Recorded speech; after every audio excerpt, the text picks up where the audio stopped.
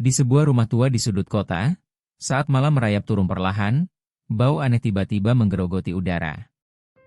Mulanya hanya samar, seperti bisikan dari liang kubur yang terbuka, lalu perlahan tapi pasti, ia makin menusuk, merangkul setiap inci ruang, mengisap kedamaian dan membuat siapapun yang tinggal di sana tak bisa lagi tidur nyenyak. Itu bukan sekadar bau busuk biasa, itu adalah aroma kebusukan yang lebih dalam, sesuatu yang menempel pada jiwa, sebuah prekursor dari kengerian yang akan datang. Tak seorang pun mengira, tak seorang pun berani menduga, sampai suatu siang, ketika tembok dapur yang selama ini diam-diam menyimpan rahasia dipecahkan. Detik itu, sebuah rahasia mengerikan tersingkap, sepotong kisah yang membalikkan seluruh hidup satu keluarga, menyeret mereka ke dalam pusaran kegelapan yang tak terbayangkan. Karena kadang kebenaran paling gelap, paling membusuk, justru terkubur di balik dinding-dinding yang bisu, menunggu seseorang yang cukup berani atau cukup naif untuk membongkarnya. Dan segalanya dimulai dari bau aneh yang tak pernah pergi, yang berbisik tentang kematian. Pada suatu pagi di bulan Mei tahun 2025, suasana di gang sempit dekat Sungai Kalimas, Surabaya, masih diselimuti ketenangan palsu. Hanya terdengar suara gerobak sayur yang berdecit, seperti rintihan samar di kejauhan, dan desahan angin basah sisa hujan malam yang dingin, seolah mengusap jejak-jejak ketidakpastian. Rumah-rumah tua berjejer rapat, ket dindingnya mengelupas seperti kulit mati, menampakkan urat-urat rapuh di baliknya. Aroma tanah basah bercampur samar dengan bau dapur tradisional, menciptakan nuansa yang akrab, sekaligus penuh kenangan suram bagi siapa saja yang pernah tinggal lama di kota ini, atau yang cukup peka untuk merasakan beban masa lalu yang melekat pada setiap sudut. Di tengah-tengah gang itu, berdiri sebuah rumah sederhana dengan atap genteng tua yang mulai berlumut, seperti mata yang menatap kosong ke langit. Ahmad Sulaiman, lelaki parubaya yang sehari-hari bekerja sebagai pegawai toko bahan bangunan, baru 3 bulan pindah ke rumah ini bersama istrinya, Siti Rahma, dan putra kecil mereka, Bayu. Rumah itu tidak besar, bahkan bisa dibilang agak pengap dan remang, seolah cahayanya enggan masuk, menolak menerangi sudut-sudut yang mungkin menyimpan terlalu banyak kisah. Tapi bagi Ahmad, tempat itu adalah harapan baru, sebuah janji palsu setelah bertahun-tahun menabung, berhemat, dan berdoa agar keluarganya bisa hidup lebih baik. Membeli rumah di Surabaya, apalagi di daerah dekat pusat kota, bukan perkara mudah. Namun Ahmad merasa beruntung ketika seorang perempuan tua bernama Ibu Kartini menawarkan rumah ini dengan harga miring, hampir terlalu bagus untuk menjadi kenyataan. Ibu Kartini, yang katanya sudah ingin pindah ke Malang menemani cucu, tampak ramah dan sederhana, wajahnya menyimpan kerutan rahasia yang tak terbaca. Setelah transaksi selesai, Ahmad tidak pernah lagi bertemu Ibu Kartini. Keluarga kecilnya pun mulai menata hidup, mengisi hari-hari dengan rutinitas baru, seolah mengira mereka telah menemukan kedamaian. Pada awalnya, semuanya berjalan damai. Rahma sibuk dengan Bayu, Ahmad berangkat pagi, pulang sore, kadang menikmati secangkir kopi di beranda sambil mengamati anaknya bermain bersama anak-anak tetangga yang riuh. Kadang-kadang, di tengah keheningan senja, Ahmad berpikir, mungkin inilah kebahagiaan sederhana yang selama ini dia cari, sebuah ilusi yang akan segera hancur. Namun, kebahagiaan itu mulai retak, seperti kaca yang perlahan memecah, ketika sesuatu yang tak kasat mata, sesuatu yang jahat, perlahan muncul di rumah mereka. Mulai pertengahan April, Ahmad dan Rahma mulai memperhatikan bau aneh yang sesekali muncul di sekitar dapur. Awalnya mereka kira itu hanya bau got atau mungkin tikus mati, sesuatu yang lumrah di rumah-rumah tua kawasan Kalimas yang lembab dan penuh rahasia. Ahmad membeli kapur barus dan obat serangga, membersihkan saluran air, bahkan memanggil tukang untuk memeriksa pipa yang mungkin tersumbat. Namun bau itu tetap saja datang, seperti roh jahat yang tak bisa diusir, makin lama makin menyengat, makin menggerogoti. Setiap malam, ketika lampu padam dan semua orang tidur, aroma itu seolah menari di udara, masuk ke kamar, menusuk hidung, menempel di bantal dan guling, seperti napas dingin dari sesuatu yang bersembunyi.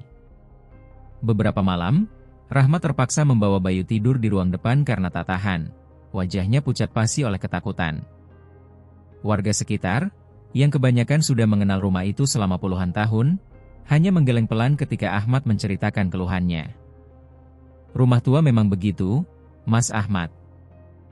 Mungkin lembab atau ada binatang yang mati di loteng, ujar Ibu Sumarni, penjual lotre keliling yang tinggal 2 rumah di sebelah. Suaranya mengandung nada menyerah pada nasib yang tak terhindarkan. Ahmad sempat lega, mengira semuanya akan membaik, bahwa kegelapan itu hanya sementara. Tapi pada minggu kedua bulan Mei, bau itu berubah jadi lebih tajam dan menyesakan, bercampur sesuatu yang sulit dijelaskan, sesuatu yang mentah, busuk, dan mengerikan, seperti bau kematian itu sendiri. Setiap kali Ahmad membuka pintu dapur, perasaannya jadi tidak enak, seolah ada mata tak terlihat yang mengawasinya. Malam-malam pun terasa lebih panjang, diselimuti bayangan dan bisikan-bisikan yang tak terdengar. Rahma sering menangis diam-diam, ketakutan akan hal-hal yang tak kasat mata, yang mungkin bersemayam di dinding. Bayu yang biasanya ceria pun mulai mengeluh sakit kepala dan susah tidur, wajahnya murung, matanya menampakkan kengerian yang tak bisa diungkapkan. Aura rumah itu perlahan berubah, dari tempat harapan menjadi sarang kecemasan, sebuah penjara sunyi yang mengunci mereka dalam ketakutan. Mereka mulai menyadari, rumah ini punya rahasia, dan rahasia itu haus untuk terungkap. Akhirnya, pada tanggal 12 Mei, setelah berhari-hari dihantui kegelisahan, Ahmad memutuskan memanggil seorang tukang bangunan bernama Tetuko, seorang pria tua asal Madura yang sudah puluhan tahun bekerja di lingkungan itu. Wajahnya keras, tangannya kasar, namun matanya menyimpan kearifan sekaligus ketakutan. Bersama Ahmad, Tetuko mulai memeriksa dinding-dinding dapur, mengendu setiap celah, mengetuk-ngetuk bata dengan palu kecil, seolah mencari detak jantung yang tersembunyi. Pak Ahmad, baunya ini aneh, bukan bau saluran mampet. Saya pernah cium bau begini waktu kerja di proyek dulu. Waktu ada bangkai besar nyangkut di sumur, kata Tetuko pelan, suaranya bergetar, tatapannya menyiratkan sesuatu yang lebih dari sekadar pengalaman. Ada ketakutan dalam kata-katanya, seolah ia tahu tapi tak berani mengatakan. Ketika Tetuko mengebor salah satu sudut tembok yang tampak lebih baru dari bagian lain, sebuah anomali yang ia sadari namun abaikan saat renovasi, tiba-tiba terdengar suara krek diikuti ledakan kecil. Seketika bau busuk yang sangat menyengat, pekat, dan menjijikan meledak keluar dari celah tembok, bagaikan embusan napas terakhir dari jurang neraka. Ahmad refleks menutup hidung, perutnya bergejolak. Rahma berteriak panik sambil menggendong Bayu keluar rumah, tubuhnya gemetar tak terkendali. Tetuko sendiri mundur beberapa langkah, wajahnya pucat pasi, tangannya gemetar, seolah baru saja membuka pintu ke alam lain. Ahmad, dengan jantung berdebar kencang, mengintip ke dalam lubang yang baru terbuka. Dan di sana, di balik lapisan semen dan bata, dia melihat sesuatu yang tak pernah dia bayangkan seumur hidup. Potongan plastik, kain lusuh, dan ada sesuatu yang tampak seperti gumpalan daging manusia yang membiru, membengkak, membusuk, mengeluarkan aroma kematian yang kini memenuhi seluruh rumah. Segalanya terjadi sangat cepat. Setelah itu, Ahmad langsung menelepon polisi. Suaranya nyaris tak terdengar, diliputi syok dan kengerian. Dalam waktu kurang dari setengah jam, halaman rumahnya dipenuhi polisi, petugas forensik, dan warga yang penasaran, berkerumun seperti lalat mengerumuni bangkai, mata mereka memancarkan campuran ketakutan dan rasa ingin tahu yang keji.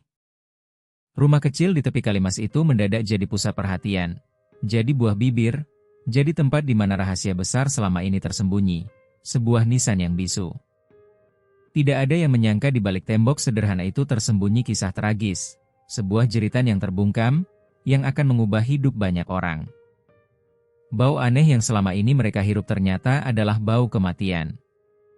Bau dari sebuah rahasia kelam yang siap menyeret siapa saja ke dalam pusaran kebenaran dan kebohongan, keberanian dan ketakutan, cinta dan pengkhianatan. Dan bagi Ahmad, hari itu menjadi awal dari perjalanan panjang yang penuh luka, ketakutan, sekaligus keberanian untuk mencari jawaban-jawaban yang tidak hanya tentang siapa yang mati, tetapi juga siapa yang sesungguhnya bersembunyi di balik tembok. Siapa yang selama ini menutup mulut demi rahasia yang seharusnya tidak pernah ada, sebuah dosa yang tersembunyi di jantung kota. Pagi itu, Surabaya belum sepenuhnya terjaga dari mimpi malamnya yang kadang suram. Jalanan kecil di sekitar Kalimas masih diselimuti kabut tipis, seperti kain kafan. Suara azan subuh baru saja mereda, digantikan oleh bisikan angin yang membawa hawa dingin. Tapi di rumah Ahmad Sulaiman, denyut kehidupan seakan berhenti, digantikan oleh aura kematian yang mencekam. Sejak polisi datang malam sebelumnya, rumah sederhana itu dipasangi garis kuning, sebuah simbol batas antara dunia mereka yang tenang dan kengerian yang baru terungkap. Segala aktivitas tetangga terganggu. Warga keluar masuk, berbisik-bisik, wajah mereka campuran rasa takut dan penasaran yang menjijikan. Di sudut warung kopi, Ibu Sumarni sudah mulai bercerita ke siapa saja yang mau mendengar tentang bau busuk dan mayat dalam tembok, menambahkan bumbu dramatis pada setiap detail, seolah menikmati horor yang baru ditemukan. Kisah itu menyebar lebih cepat daripada aroma gorengan panas pagi hari, mencemari udara dengan gosip dan ketakutan. Di ruang tamu, Ahmad duduk memeluk Bayu yang masih terlelap di pangkuan, wajahnya pucat pasi, seperti mayat hidup. Mata Rahma merah, jelas semalaman tak tidur, dihantui bayangan mengerikan. Beberapa kali tetangga datang mengantarkan makanan dan kata-kata penghiburan, tapi Ahmad hanya mengangguk kosong, hatinya kalut, pikirannya bergejolak. Ia tak pernah membayangkan rumah yang ia perjuangkan bertahun-tahun, yang ia impikan sebagai tempat kedamaian, kini berubah menjadi tempat kejadian perkara pembunuhan, sebuah altar pengorbanan yang tak disengaja. Polisi Surabaya bergerak cepat. Pagi itu, Inspektur Utama Bambang Haryanto memimpin langsung tim dari Satuan Kriminal Polrestabes Surabaya. Pria parubaya berkumis tebal, posturnya tegap meski usia sudah menggerogoti rambut di pelipis. Bambang dikenal sebagai polisi jujur, cerdas, tegas, dan sangat perhatian pada detail, seorang pemburu kebenaran yang tak kenal lelah. Ia tiba bersama Letnan Dwi Santoso, tangan kanannya yang masih muda, namun sangat teliti dan sabar, matanya tajam dan waspada. Di belakang mereka, dua petugas forensik sibuk mengangkat plastik berisi potongan tubuh yang ditemukan dalam tembok, sebuah pemandangan yang membuat bulu kuduk berdiri. Bambang mengamati setiap sudut dapur, matanya menyusuri retakan di tembok, lantai yang lembab, juga bekas renovasi yang tampak belum lama. Bagian ini tampak baru, katanya, menunjuk pada tembok tempat jenazah ditemukan, suaranya berat, penuh otoritas. Ahmad yang sejak tadi hanya berdiri menunduk, memberanikan diri mendekat. Saya tidak tahu apa-apa, Pak. Rumah ini saya beli apa adanya dari Ibu Kartini, katanya lirih, suaranya nyaris tak terdengar, dipenuhi rasa bersalah yang tak beralasan. Bambang menatap Ahmad lama, lalu menepuk pundaknya. Tenang saja, Pak Ahmad. Kita akan cari tahu siapa yang melakukan semua ini, ujarnya, nada bicaranya menenangkan, tapi matanya masih memancarkan keseriusan. Sementara itu, petugas forensik Dr. Rendra sedang sibuk memeriksa sisa jenazah, sebuah tugas yang mengerikan. Perempuan usia muda, diduga sudah meninggal lebih dari 6 bulan. Ada bekas pukulan benda tumpul di bagian kepala, lapor Dr. Rendra ke Bambang, wajahnya datar, terbiasa dengan pemandangan mengerikan. Tak ada identitas, tak ada tanda-tanda khusus di tubuh korban, selain potongan kain lusuh dan plastik pembungkus yang masih menempel di beberapa bagian. Tambahnya, seolah mengungkap teka-teki yang baru saja dimulai. Letnan Dwi mulai meneliti dokumen rumah. Dari berkas transaksi, ia mendapati bahwa rumah itu baru saja berpindah tangan awal tahun ini. Nama penjual, Ibu Kartini. Letnan Dwi bertanya pada Ahmad tentang Ibu Kartini. Saya tak tahu banyak, Pak. Hanya pernah bertemu beberapa kali sebelum akad jual beli. Setelah itu, Ibu Kartini langsung pindah ke Malang. Katanya ikut cucu, jawab Ahmad, suaranya menyimpan kepasrahan. Penyelidikan pun dimulai, sebuah perburuan di tengah kegelapan. Sore itu tim polisi menelusuri jejak Ibu Kartini. Dari data kependudukan, Ibu Kartini adalah seorang janda berusia 63 tahun, pernah bekerja sebagai penjahit rumahan, dikenal tertutup tapi suka menolong tetangga, terutama mereka yang kurang mampu. Sebuah profil yang kontradiktif, memicu pertanyaan tentang rahasia apa yang ia simpan. Sejumlah warga sekitar mengaku beberapa tahun terakhir, rumah itu kerap kedatangan perempuan muda, sering dipanggil Mbak Putri, yang tinggal beberapa bulan sebelum tiba-tiba menghilang, seolah ditelan bumi. Wajah-wajah baru mulai bermunculan dalam penyelidikan, masing-masing dengan potongan informasi yang, ketika disatukan, membentuk gambaran yang semakin mengerikan. Salah satunya adalah Tetuko, tukang bangunan Madura yang membantu Ahmad memperbaiki rumah. Ketika polisi menanyainya, Tetuko tampak gugup, matanya menghindar. "Saya hanya disuruh tolong rapikan tembok dapur, Pak." Waktu itu yang minta tolong Ibu Kartini sendiri. Katanya tembok lembab harus ditambal. "Saya gak tahu apa-apa soal itu," katanya terbata, namun sorot matanya menunjukkan ada yang dipendam, sebuah beban berat yang mencekiknya. Setelah polisi pergi, Tetuko duduk termenung di warung kopi, menyesap teh panas, pikirannya berkecamuk. Ia ingat betul, beberapa bulan lalu saat bekerja di rumah itu, ia sempat merasa heran karena Ibu Kartini sangat cerewet soal bagian tembok tertentu, meminta agar tidak ada yang membongkar terlalu dalam, melarangnya menyentuh fondasi rahasia. Tapi saat itu Tetuko memilih diam. Ia punya utang budi pada Ibu Kartini yang pernah membantunya mengeluarkan anaknya dari jeratan utang rentenir, sebuah ikatan yang kini menjebaknya dalam lingkaran kebohongan. Sementara itu, Inspektur Bambang mengumpulkan warga sekitar, suaranya tegas, mendesak. Ia meminta siapapun yang merasa pernah melihat sesuatu yang aneh di rumah itu untuk bicara, untuk memecah keheningan yang mematikan. Ibu Sumarni, seperti biasa, paling antusias. "Saya sering lihat Mbak Putri itu mondar-mandir. Kadang malam-malam masih keluar masuk rumah. Pernah juga dengar suara ribut kayak orang bertengkar malam-malam di bulan September tahun lalu," ceritanya, matanya berbinar, menikmati perannya sebagai saksi. Ada pula seorang pemuda bernama Bagas yang mengaku pernah melihat seorang laki-laki muda berjaket hitam keluar terburu-buru dari rumah itu malam hari menjelang Lebaran. Wajahnya tertutup bayangan, menyisakan misteri. Tim polisi lalu memeriksa rekaman CCTV dari toko kelontong di ujung gang, mencari petunjuk di balik piksel-piksel buram. Dalam salah satu rekaman bulan September 2024, tampak sosok perempuan muda masuk ke rumah Ibu Kartini dan tidak pernah terlihat keluar lagi, seolah menghilang di telan kegelapan. Di lain rekaman, seorang pria yang wajahnya samar, belakangan diketahui sebagai Fajar Pratama, masuk ke rumah itu pada malam hari, bayangannya menyeramkan. Sampai di sini, Inspektur Bambang mulai menyusun puzzle kasus ini, potongan-potongan kecil mulai membentuk gambaran yang menakutkan. Ia memerintahkan timnya mencari data orang hilang sepanjang 6 bulan terakhir di Surabaya. Dalam daftar itu terdapat laporan kehilangan seorang perempuan muda bernama Putri Lestari, 25 tahun, bekerja sebagai asisten akuntan lepas, tidak punya keluarga dekat, seolah ia adalah jiwa yang terlupakan. Laporan kehilangan baru masuk setelah hampir 2 bulan ia menghilang.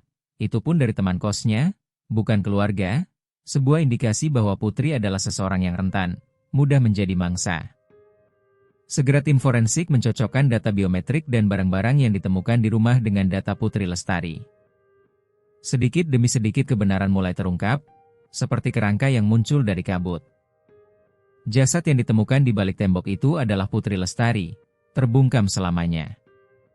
Kabar penemuan jasad ini langsung menyebar ke seluruh lingkungan, menciptakan gelombang ketakutan dan simpati.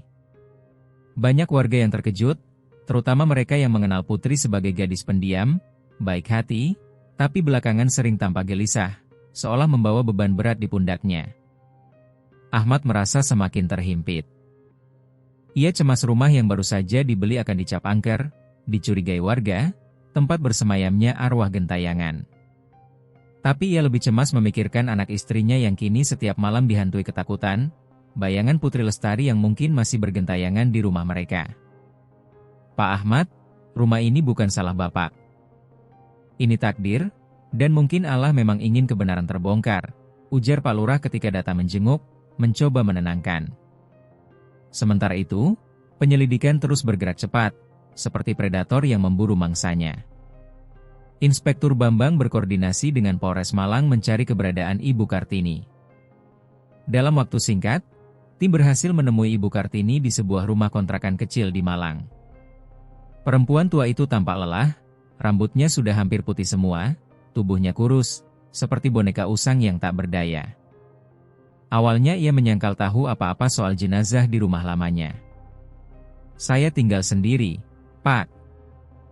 Tidak pernah ada yang aneh. Mbak Putri itu memang pernah numpang beberapa bulan. Habis itu pergi sendiri, katanya dengan suara lirih, matanya menghindari kontak. Namun data forensik dan keterangan saksi menunjukkan Ibu Kartini menyembunyikan sesuatu, sebuah kegelapan yang disamarkan. Apalagi dalam rekaman CCTV ditemukan seorang laki-laki muda sering datang ke rumah itu, sosok misterius yang menghubungkan benang-benang kusut. Penyelidikan lebih lanjut mengarah pada Fajar Pratama, mantan kekasih Putri Lestari.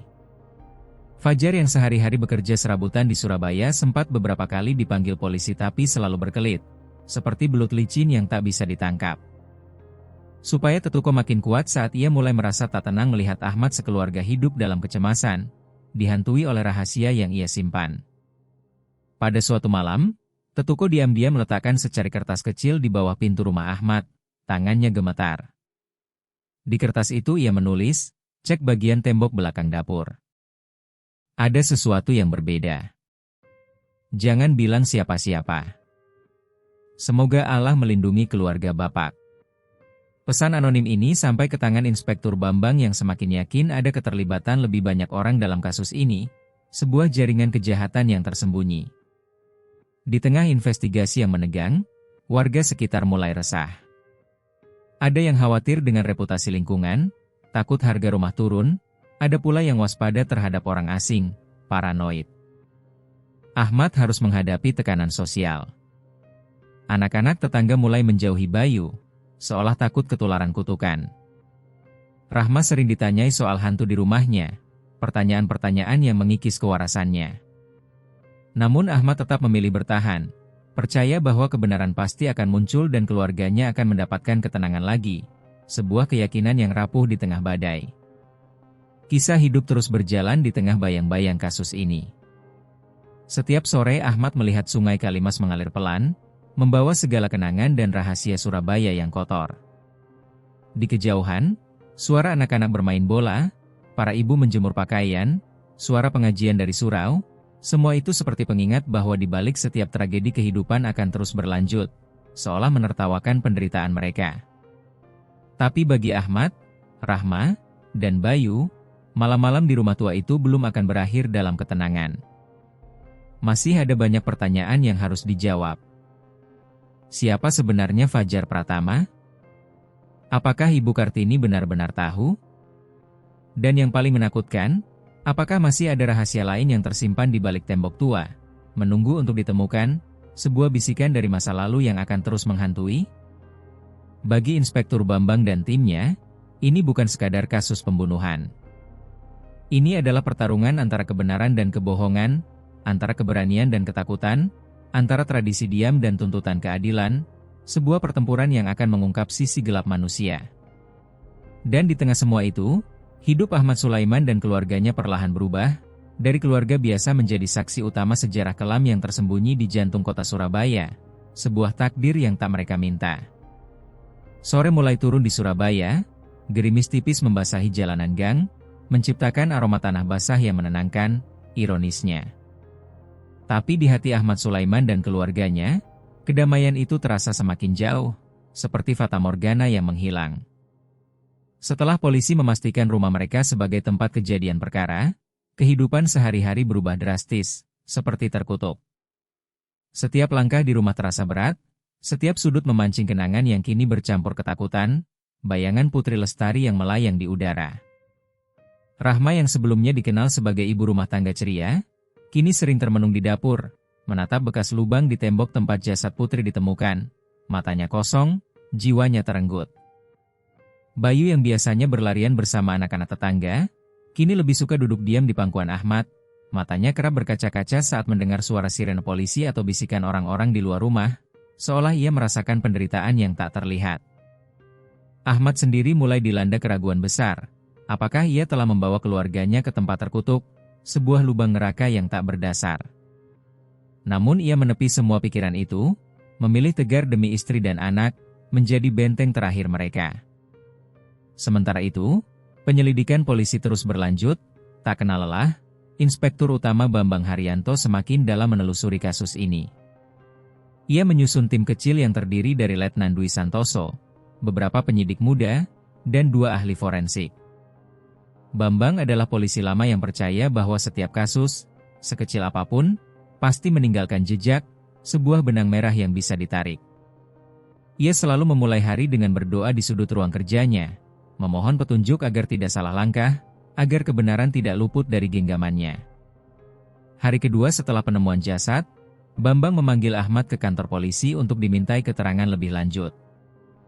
Di ruang penyidikan, suasana tegang, seperti ruang interogasi di film thriller. Ahmad menceritakan lagi semua yang ia tahu tentang rumah itu, tentang Ibu Kartini, tentang hari-hari sebelum bau busuk itu muncul, suaranya parau, dipenuhi kelelahan. Bambang mendengarkan dengan saksama, mencatat setiap detail, mencari celah, mencari kebohongan. Pak Ahmad, apakah pernah ada orang lain yang masuk rumah sebelum Anda sekeluarga pindah? Tanya Bambang, suaranya menusuk. Seingat saya hanya Tetuko yang membantu memperbaiki dapur. Selain itu pernah ada anak muda yang datang katanya mau mencari Ibu Kartini. Tapi tidak lama, saya tidak mengenalnya, jawab Ahmad jujur, wajahnya tegang. Sementara itu, di tempat lain, Letnan Dwi dan timnya berhasil mendapatkan rekaman CCTV tambahan dari toko kelontong dan musala di dekat rumah, sebuah mata-mata elektronik yang merekam kebenaran. Dalam rekaman itu terlihat seorang pria muda mengenakan jaket hitam dan masker masuk ke rumah Ibu Kartini pada malam yang sama ketika Putri Lestari terakhir terlihat. Dari ciri-ciri fisik, penyidik mencurigai itu adalah Fajar Pratama, mantan kekasih Putri, sebuah bayangan yang mulai terkuak. Penyelidikan terhadap Fajar pun dipercepat. Polisi mendatangi kontrakan Fajar tapi ia tidak ada di tempat, seolah menghilang di telan bumi. Teman-teman Fajar mengatakan, sejak berita penemuan jasad perempuan di rumah Ahmad merebak, Fajar menghilang, ponselnya mati. Hal ini semakin memperkuat kecurigaan polisi, mengikat Fajar lebih erat dalam jaringan kejahatan ini. Namun, belum ada bukti kuat yang mengaitkan Fajar langsung dengan kematian Putri, selain rekaman CCTV dan keterangan beberapa saksi, sebuah teka-teki yang belum lengkap. Di sisi lain, tim forensik memeriksa ulang lokasi penemuan jenazah, seperti arkeolog yang menggali situs kuno. Mereka menemukan bahwa bagian tembok tempat jasad disembunyikan dibangun menggunakan material berbeda dari tembok lama. Semen lebih baru, susunan bata tidak rapi, dan ada sisa noda kapur yang belum kering sempurna, seolah pekerjaannya terburu-buru, dilakukan dalam kegelapan. Dr. Rendra, ahli forensik, menyimpulkan bahwa tembok itu jelas baru dibangun beberapa bulan terakhir. Hal ini membawa polisi kembali kepada Ibu Kartini, sumber rahasia. Tim khusus berangkat ke Malang, tempat Ibu Kartini kini tinggal bersama cucunya. Dalam pemeriksaan awal, Ibu Kartini terlihat tenang, memancarkan aura polos yang mencurigakan. Ia bersikeras tidak tahu menahu tentang jasad di rumah lamanya. Saya sudah tua, Pak Polisi. Saya hanya ingin hidup tenang bersama cucu saya. Mbak Putri memang pernah tinggal di rumah saya, tapi sudah lama pergi. Saya kira dia pindah ke kota lain, ucapnya dengan nada datar, matanya dingin. Inspektur Bambang menatap lekat-lekat wajah Ibu Kartini.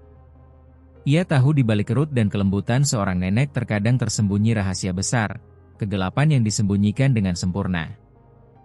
Namun alibi Ibu Kartini tampak kuat. Berdasarkan catatan perjalanan dan rekaman CCTV di terminal bus, Ibu Kartini benar-benar berangkat ke Malang sehari setelah rumah itu dijual dan tidak pernah kembali ke Surabaya selama periode kematian Putri diperkirakan terjadi. Bukti-bukti ini secara teori menjadikannya bersih dari tuduhan langsung. Namun ada sesuatu yang mengganjal di hati Inspektur Bambang, sebuah firasat buruk yang tak bisa ia abaikan.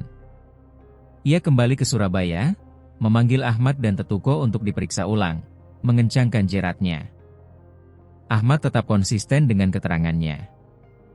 Namun ketika tiba giliran Tetuko, lelaki tua itu tampak semakin gelisah, menunduk, jarang menatap mata polisi, tangannya bergetar kecil, seolah menanggung beban dunia. Pak Tetuko, apakah Anda pernah melihat sesuatu yang aneh ketika memperbaiki dapur rumah itu? Tanya Letnan Dwi pelan, suaranya memancing. Saya hanya diperintah tambal tembok dulu. Waktu itu saya disuruh datang malam-malam, katanya harus cepat selesai. Ibu Kartini bilang jangan banyak tanya. Nanti ada tambahan upah, jawab Tetuko, suaranya nyaris berbisik, dipenuhi rasa takut. Inspektur Bambang mencatat setiap kata. Apakah ada orang lain di rumah saat itu? Tetuko terdiam lama, lalu menggeleng, bibirnya terkunci. Namun dalam hatinya, perang batin berkecamuk.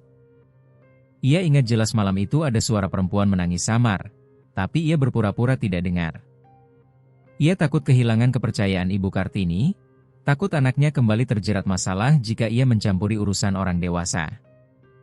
Diam-diam ia menyesal, namun mulutnya terkunci oleh rasa bersalah dan utang budi, sebuah perjanjian dengan iblis. Sementara itu, berita tentang kasus ini terus menyebar ke seluruh penjuru Surabaya, seperti wabah. Media lokal mulai menurunkan laporan investigasi, membahas latar belakang Ibu Kartini, kehidupan Putri Lestari, dan rumor tentang motif pembunuhan, menambahkan bumbu sensasi. Arif Setiawan, seorang jurnalis senior yang dikenal berani membongkar kasus-kasus besar, datang ke rumah Ahmad untuk meminta keterangan langsung. Ia meyakinkan Ahmad untuk tetap kuat, tidak menyerah pada tekanan masyarakat. Pak Ahmad, banyak orang di luar sana ingin tahu kebenaran. Jangan biarkan ketakutan menguasai Bapak dan keluarga, ujar Arif, tatapannya tajam, penuh tekad. Rahma pun mendapat dukungan dari beberapa ibu-ibu PKK di lingkungan. Mereka datang membawa makanan, menemani Rahma di malam-malam gelisah, membantu menjaga Bayu agar Ahmad bisa beristirahat. Perlahan, di tengah gelombang kecemasan, muncul solidaritas khas masyarakat Indonesia, gotong royong dan empati, sebuah cahaya kecil di tengah kegelapan. Di tengah segala hiruk-pikuk, Ahmad mulai merenungi hidup, mencoba memahami takdir pahit ini. Ia ingat nasihat almarhum ayahnya, kadang, Mas Ahmad, cobaan datang bukan untuk melemahkan, tapi untuk membuktikan bahwa kita kuat. Kata-kata itu terus terngiang di kepalanya, menjadi mantra di tengah ketakutan. Setiap pagi ia membiasakan diri menatap matahari terbit dari balik jendela rumah, berdoa agar keluarganya diberikan perlindungan dan kekuatan, sebuah harapan rapuh di ambang kehancuran. Malam-malam panjang kembali datang, kali ini dengan kegelisahan yang berbeda. Ahmad kadang terbangun karena mimpi buruk, melihat bayangan perempuan muda di sudut dapur, mendengar suara isak tangis yang menggema di lorong rumah, seolah arwah Putri Lestari memanggilnya. Tapi ia sadar yang paling menakutkan bukanlah hantu atau arwah penasaran, melainkan ketidakpastian. Siapa yang bisa dipercaya? Siapa yang sebenarnya membawa maut ke rumahnya? Siapa yang hidup di balik topeng kebohongan? Di balik itu semua, Tetuko yang dulu gagah kini merasa jiwanya remuk.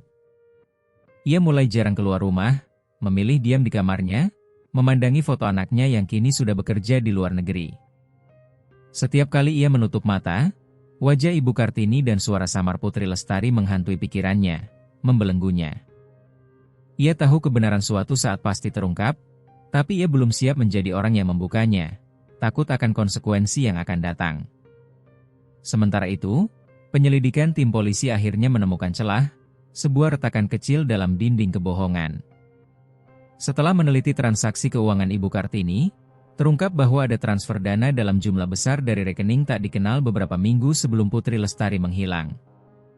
Dana itu ternyata berasal dari sebuah perusahaan konstruksi yang namanya kerap dikaitkan dengan praktik penggelapan dan rencana pengadaan fiktif, sebuah sarang kejahatan. Putri Lestari yang pernah bekerja sebagai asisten akuntan lepas di perusahaan itu diduga mengetahui sesuatu yang berbahaya, sebuah rahasia yang mengancam kekuasaan. Inspektur Bambang mulai menyusun strategi baru. Ia yakin motif pembunuhan Putri bukan sekadar urusan pribadi, tapi terkait rahasia besar yang melibatkan lebih banyak pihak, sebuah jaringan kejahatan yang terorganisir. Ia mengingatkan timnya untuk selalu waspada. Di balik tembok tua rumah Ahmad, bukan hanya mayat yang terkubur, melainkan juga jaringan kebohongan yang bisa menjatuhkan banyak orang, sebuah gunung es yang baru sebagian terlihat. Malam itu di rumah Ahmad, hujan turun makin deras, seolah langit ikut menangis. Rahma menatap jendela, wajahnya pucat. Ahmad duduk di samping Bayu yang sudah tertidur, memeluknya erat. Di luar, suara air mengalir di selokan bercampur isak tangis angin, menciptakan simfoni kesedihan. Tak ada yang tahu esok akan membawa kejutan apa lagi. Namun Ahmad sudah bertekad, apapun yang terjadi, Ia akan menghadapi semuanya demi keluarganya dan demi kebenaran. Sebuah janji yang diucapkan di tengah badai. Dan di luar sana, di sudut gelap gang sempit Surabaya, sebuah rahasia masih menunggu untuk dibongkar, rahasia yang tak hanya mengubah hidup satu keluarga, tapi juga mengguncang seluruh lingkungan, menantang semua orang untuk memilih, diam demi kenyamanan, atau bicara demi keadilan, sebuah pilihan yang berujung pada hidup atau mati. Suasana Surabaya berubah drastis sejak kemunculan berita tentang mayat di balik tembok rumah Ahmad. Setiap pagi, jalanan gang kecil itu dipadati wartawan yang haus berita, polisi yang sibuk dengan penyelidikan, dan warga yang penasaran, berkerumun seperti sekumpulan gagak.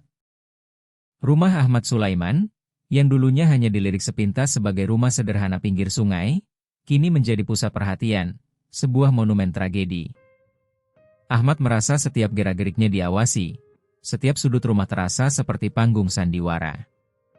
Rahma bahkan tak berani keluar rumah tanpa ditemani tetangga, merasa rentan, terancam. Bayu semakin murung, ia takut mendengar suara keras, bahkan suara sirena ambulans pun membuatnya menangis, jiwanya terguncang. Media lokal tak henti-hentinya menyorot kasus ini, menjadikan kisah tragis ini konsumsi publik. Nama Ibu Kartini perlahan muncul ke permukaan. Beberapa wartawan mencoba menelusuri masa lalu perempuan tua itu, mencari-cari cerita masa mudanya, bahkan sampai ke kampung halamannya di Banyuwangi, membongkar setiap lapisan masa lalu. Di antara bisikan dan rumor, terbuka kenyataan bahwa Ibu Kartini memang dikenal sebagai perempuan mandiri, keras kepala, dan sangat tertutup soal urusan pribadi. Ia sering membantu tetangga, tetapi juga mudah tersinggung jika ditanya soal keluarga atau uang, sebuah kepribadian yang menyimpan misteri. Ahmad membaca berita itu dengan perasaan campur aduk. Ia kasihan pada Ibu Kartini yang pernah baik padanya, namun tak bisa menolak kecurigaan yang terus tumbuh, seperti gulma yang menjalar di hatinya. Sementara itu, Inspektur Bambang Haryanto dan Letnan Dwi semakin mendalami data keuangan dan transaksi rumah. Mereka menemukan kejanggalan. Ternyata sebelum rumah dijual, ada 2 kali renovasi besar-besaran pada bagian dapur dan kamar belakang. Material yang digunakan pun berbeda dengan standar bangunan lama, sebuah petunjuk yang mencolok. Penelusuran terhadap tukang-tukang yang bekerja di rumah itu mengarah pada nama Tetuko. Namun keterangannya selalu datar dan terbata, seolah menyembunyikan sesuatu, sebuah rahasia yang terbungkam. Di ruang kerjanya, Bambang menatap papan besar berisi foto-foto, kronologi, dan potongan berita yang menempel rapi. Setiap kasus selalu ada vektor tak kasat mata yang menghubungkan pelaku dengan korban. Kita hanya perlu lebih sabar dan teliti, Dwi, ujarnya pada tangan kanannya, suaranya penuh keyakinan. Pak, ada kabar terbaru dari Malang, Letnan Dwi mengabarkan. Ibu Kartini kemarin menghubungi seorang pengacara meminta perlindungan hukum. Ia juga menolak diperiksa ulang tanpa pendamping hukum. Mamita. Bambang menghela napas panjang, sebuah kelelahan yang mendalam. Orang bersalah biasanya gelisah, tapi orang tidak bersalah juga bisa takut jika merasa sendirian di tengah badai tuduhan. Ia tahu semakin banyak tekanan media, semakin sulit membedakan siapa yang benar-benar jujur dan siapa yang sekadar pandai berakting. Sebuah pertarungan psikologis. Di tengah kekalutan itu, sebuah kabar baru mengejutkan, seperti petir di siang bolong. Hasil rekaman CCTV dari terminal bus Malang dan restoran kecil di sekitar rumah Ahmad akhirnya diperoleh. Dalam salah satu cuplikan, tampak seorang pria muda berperawakan sedang mengenakan masker, topi, dan jaket hitam turun dari mobil bersama Ibu Kartini pada malam setelah hari terakhir Putri Lestari terlihat hidup. Polisi menduga pria itu adalah Fajar Pratama. Namun tanpa rekaman wajah yang jelas dan tanpa saksi mata langsung, dugaan itu belum cukup kuat untuk penangkapan, sebuah kepingan puzzle yang hilang. Sementara itu, Ahmad dan Rahma hidup dalam ketidakpastian, di bawah bayang-bayang ketakutan. Beberapa tetangga mulai menghindar, seolah takut terjangkit wabah. Anak-anak di gang lain dilarang bermain ke rumah mereka. Bahkan ada warga yang menyarankan Ahmad menjual rumah itu saja, pindah ke tempat lain demi keselamatan keluarga. Rumah ini sudah tercemar, Mas Ahmad. Orang Jawa bilang tanah yang pernah makan korban tidak akan membawa keberkahan. bisik Pak Heru, tetangga depan rumah, suaranya dingin, penuh tahayul. Tapi Ahmad, meski hatinya goyah, belum siap kehilangan harapan dan hasil kerja keras bertahun-tahun. Ia melihat ke arah Rahma yang kini lebih sering diam. Wajahnya lelah, namun matanya masih menyimpan tekad, sebuah api kecil yang belum padam. Rahma sendiri memendam perasaan bersalah. Ia merasa telah menyeret suaminya ke dalam lingkaran masalah besar. Kadang ia terjaga di malam hari, menatap langit-langit rumah, bertanya-tanya, apakah masih ada jiwa yang belum tenang gentayangan di sana? Namun, setiap kali melihat Bayu tertidur pulas, Rahma menemukan kembali alasan untuk bertahan. Selama kita bersama, rumah ini tetap rumah, bisiknya pelan di telinga Ahmad pada suatu malam yang penuh kecemasan, sebuah janji di tengah kegelapan. Tetuko di sisi lain, semakin tercekik oleh beban batin. Ia tahu banyak hal, tapi takut bicara. Setiap hari ia melewati rumah Ahmad, menunduk, berharap tidak dipanggil polisi lagi. Namun pada suatu sore, ketika ia pulang kerja dan melihat Ahmad duduk sendiri di beranda, ia berhenti. "Pak Ahmad, boleh saya bicara sebentar?" katanya pelan, suaranya bergetar. Ahmad menatap Tetuko dengan rasa ingin tahu sekaligus waspada. "Tentu, Pak." "Ada apa?" Tetuko menunduk, mengambil napas dalam. "Saya dulu memang pernah diperintah Ibu Kartini untuk memperbaiki tembok. Tapi waktu itu saya heran kenapa renovasinya malam-malam, buru-buru, dan saya dilarang tanya-tanya soal bahan yang sudah disiapkan. Saya pikir saya hanya membantu, tidak tahu ada apa-apa." Suaranya gemetar, wajahnya menua dalam sekejap, menampakkan penyesalan. Ahmad meremas bahu Tetuko. "Pak Tetuko, Bapak sudah bantu saya dan keluarga. Semua ini bukan salah Bapak. Kebenaran pasti akan muncul pada waktunya," ujarnya, mencoba menenangkan. Tetuko mengangguk, air matanya nyaris jatuh, sebuah beban terangkat. Di malam-malam berikutnya, ia berdoa lebih lama dari biasanya, memohon ampun atas segala ketidaktahuan dan ketakutan. Ia tahu ia adalah bagian dari lingkaran rahasia itu, meski hanya sebagai pelengkap tak disengaja, sebuah bagian dari dosa yang lebih besar. Sementara itu, di kantor polisi, Inspektur Bambang dan Letnan Dwi mendapati satu petunjuk baru. Hasil laboratorium forensik menunjukkan ada sidik jari asing di bagian dalam tembok yang sama sekali tidak cocok dengan Ahmad, Rahma, atau Tetuko. Dengan menggunakan teknologi pemindai data, tim akhirnya berhasil mengidentifikasi sidik jari itu milik Fajar Pratama, sebuah nama yang kini semakin terjerat. Penyelidikan semakin mengerucut, tapi upaya penangkapan Fajar tidak mudah. Fajar dikenal licin, sering berpindah tempat, bahkan sempat menggunakan identitas palsu, seperti hantu yang tak bisa ditangkap. Ia sempat terlacak di kawasan Kenjeran, lalu di Sidoarjo, sebelum akhirnya menghilang tanpa jejak, ditelan kegelapan. Tim polisi menyebar foto dan data Fajar ke seluruh Polres Jawa Timur, sebuah perburuan manusia. Di tengah semua kecamuk itu, Ahmad dan Rahma berunding serius. Haruskah mereka meninggalkan rumah atau bertahan sampai kasus selesai?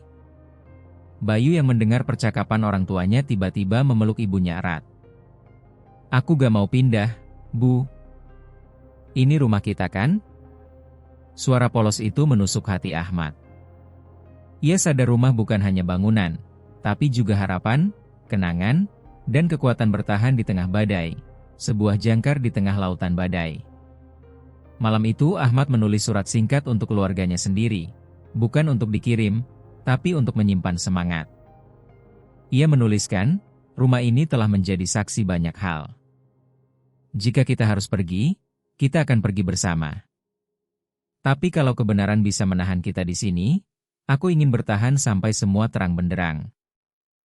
Sementara itu, media massa terus menekan polisi dengan berita-berita baru. Beberapa headline sengaja menggiring opini, ada yang membela Ibu Kartini, ada pula yang menyudutkannya.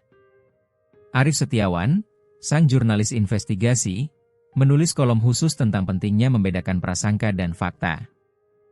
Ia mengingatkan masyarakat untuk tidak menghakimi sebelum semua bukti lengkap, sebuah seruan untuk akal sehat di tengah histeria.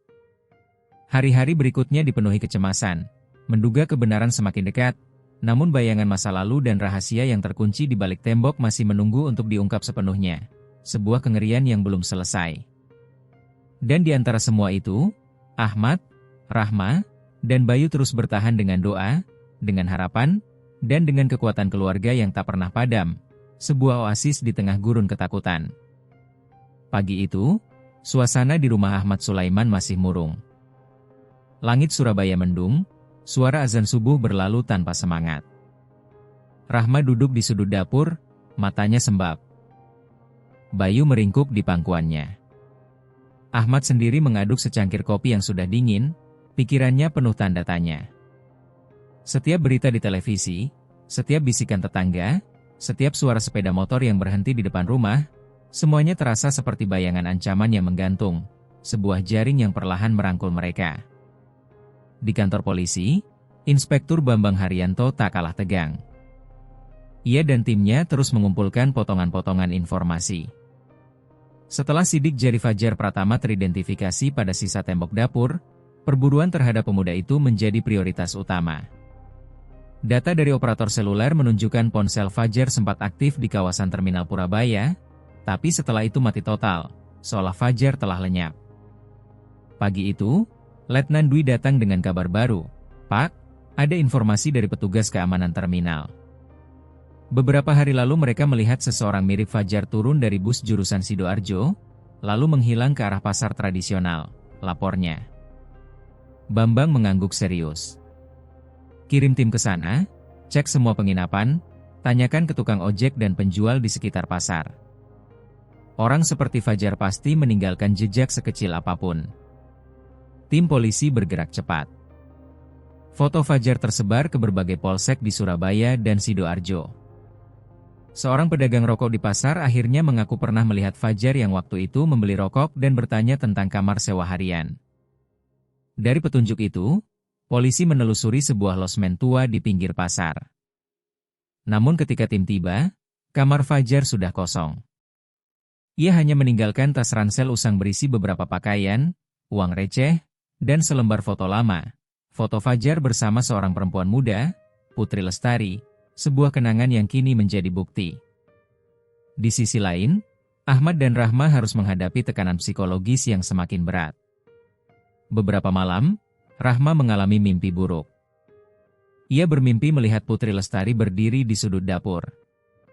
Matanya menatap kosong, bibirnya bergerak seolah ingin berkata sesuatu. Tapi suara itu hanya bergema dalam kepala Rahma, sebuah bisikan dari alam baka. Ahmad yang awalnya berusaha tegar, kini mulai ikut goyah. Ia merasa bersalah pada istri dan anak, merasa gagal sebagai kepala keluarga, seolah ia telah membawa kutukan ke rumahnya. Sore itu Inspektur Bambang menelepon Ahmad. "Pak Ahmad, besok tolong datang ke kantor polisi.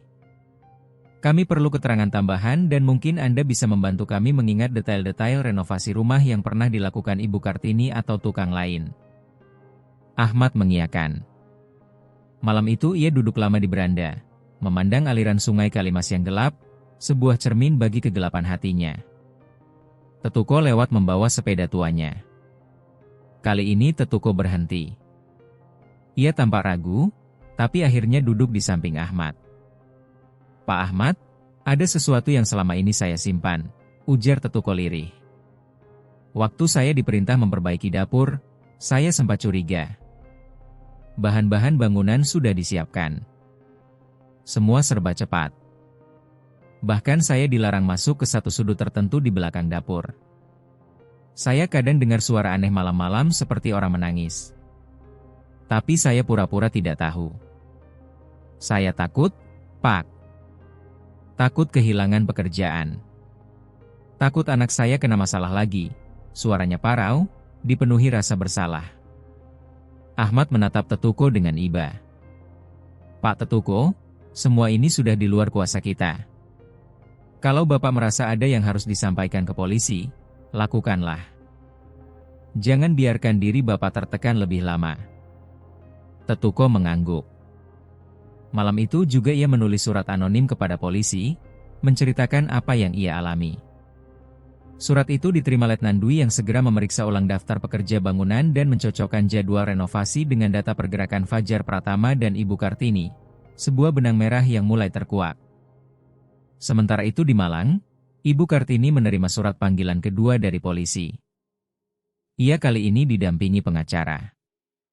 Di ruang penyidikan, ia tetap menyangkal terlibat dalam kematian Putri Lestari. Namun, polisi kini memegang bukti transfer uang yang mencurigakan ke rekeningnya, serta bukti keberadaan Fajar Pratama di Malang pada malam tertentu setelah kematian Putri. Bambang menatap Kartini dengan sabar. Ibu Kartini, kami sudah tahu bahwa malam itu Anda tidak sendirian. Ada yang mengantar Anda ke Malang, dan kami punya saksi serta rekaman CCTV. Tolong katakan apa yang sebenarnya terjadi. Ibu Kartini terdiam lama, matanya basah, tangannya gemetar. Saya hanya ingin hidup tenang. Saya tidak membunuh siapa-siapa. Saya memang menampung Putri beberapa bulan karena kasihan. Tapi setelah itu saya tidak tahu apa-apa lagi. Suaranya nyaris tak terdengar. Letnan Dwi menunjukkan foto Fajar dan Putri serta bukti transfer uang. Ibu, uang ini untuk apa? Kenapa diberikan dalam jumlah besar? Dan kenapa Fajar sering mondar-mandir ke rumah Anda? Kartini menggeleng, bibirnya bergetar. Itu uang pinjaman. Fajar anak teman saya. Dia sering membantu saya di rumah, kadang memperbaiki listrik atau mengangkat barang berat. Pemeriksaan berlangsung berjam-jam, namun belum ada pengakuan jelas dari Kartini. Tim penyidik menduga ada tekanan besar di balik sikap Kartini, sebuah kekuatan tak terlihat yang membungkamnya. Beberapa informasi dari warga di kampung lamanya menunjukkan bahwa Kartini dulu pernah kehilangan anak perempuan dalam kecelakaan tragis, dan sejak itu sangat tertutup, sebuah luka lama yang mungkin memicu tindakannya.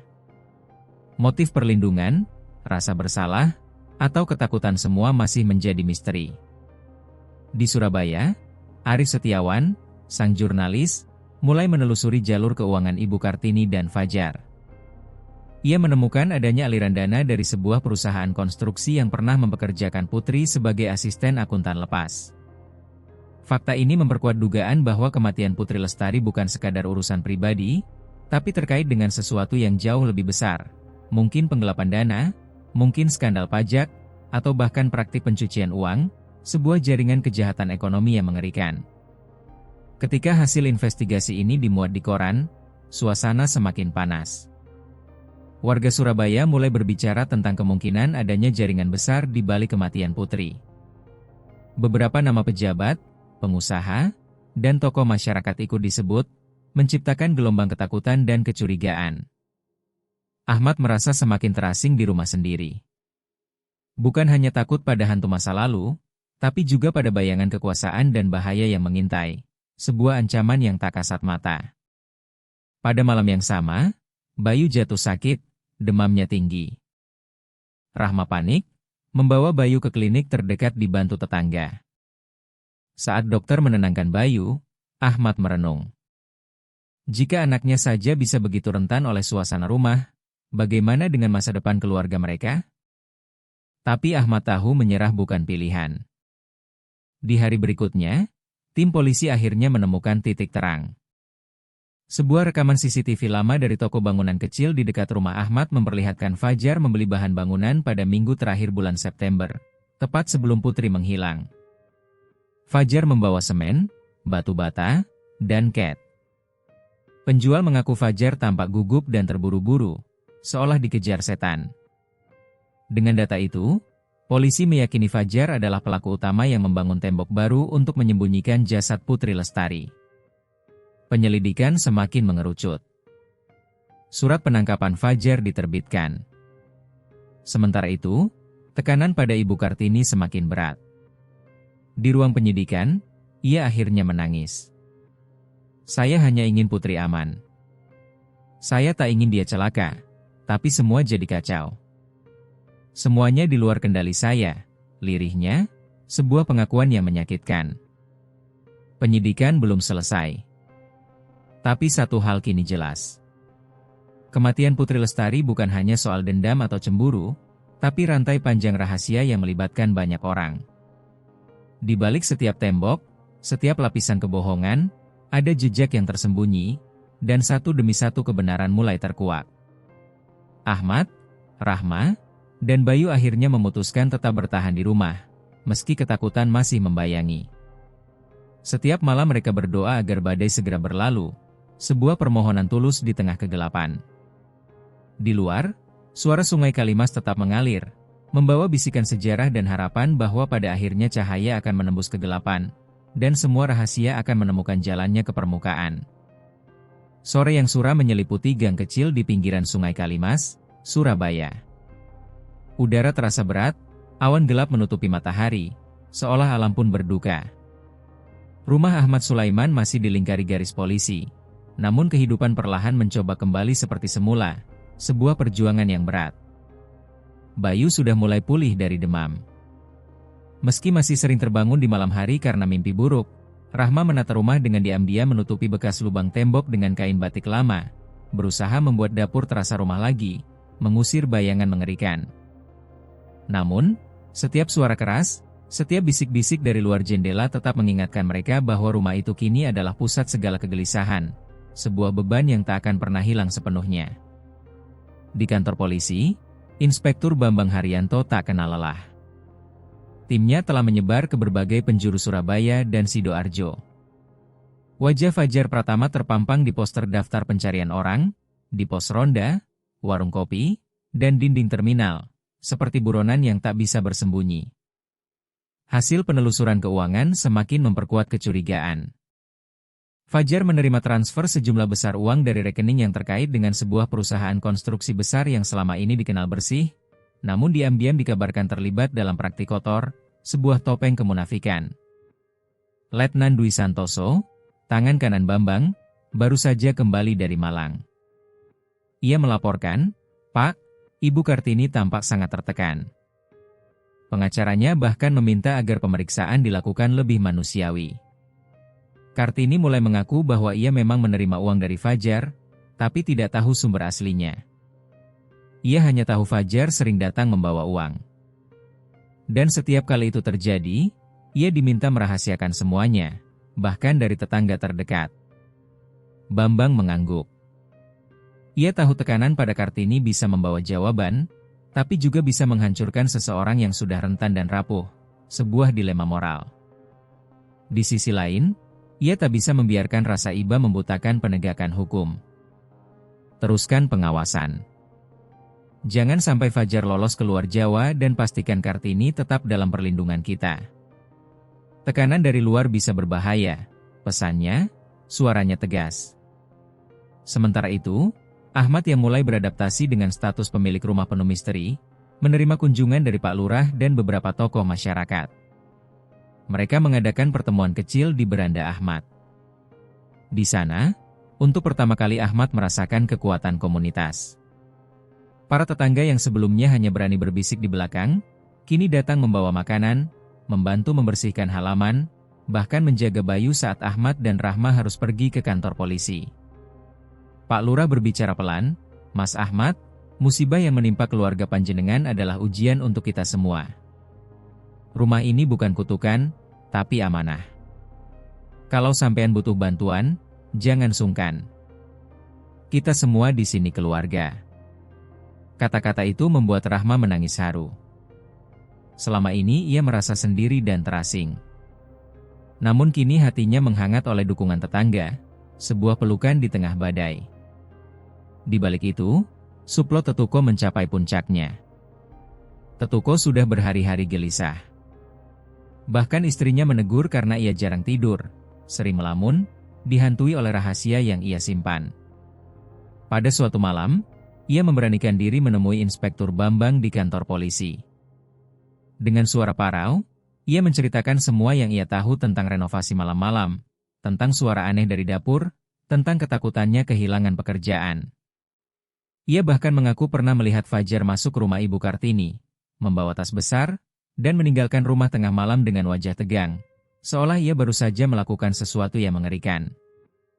Bambang mendengarkan dengan sabar.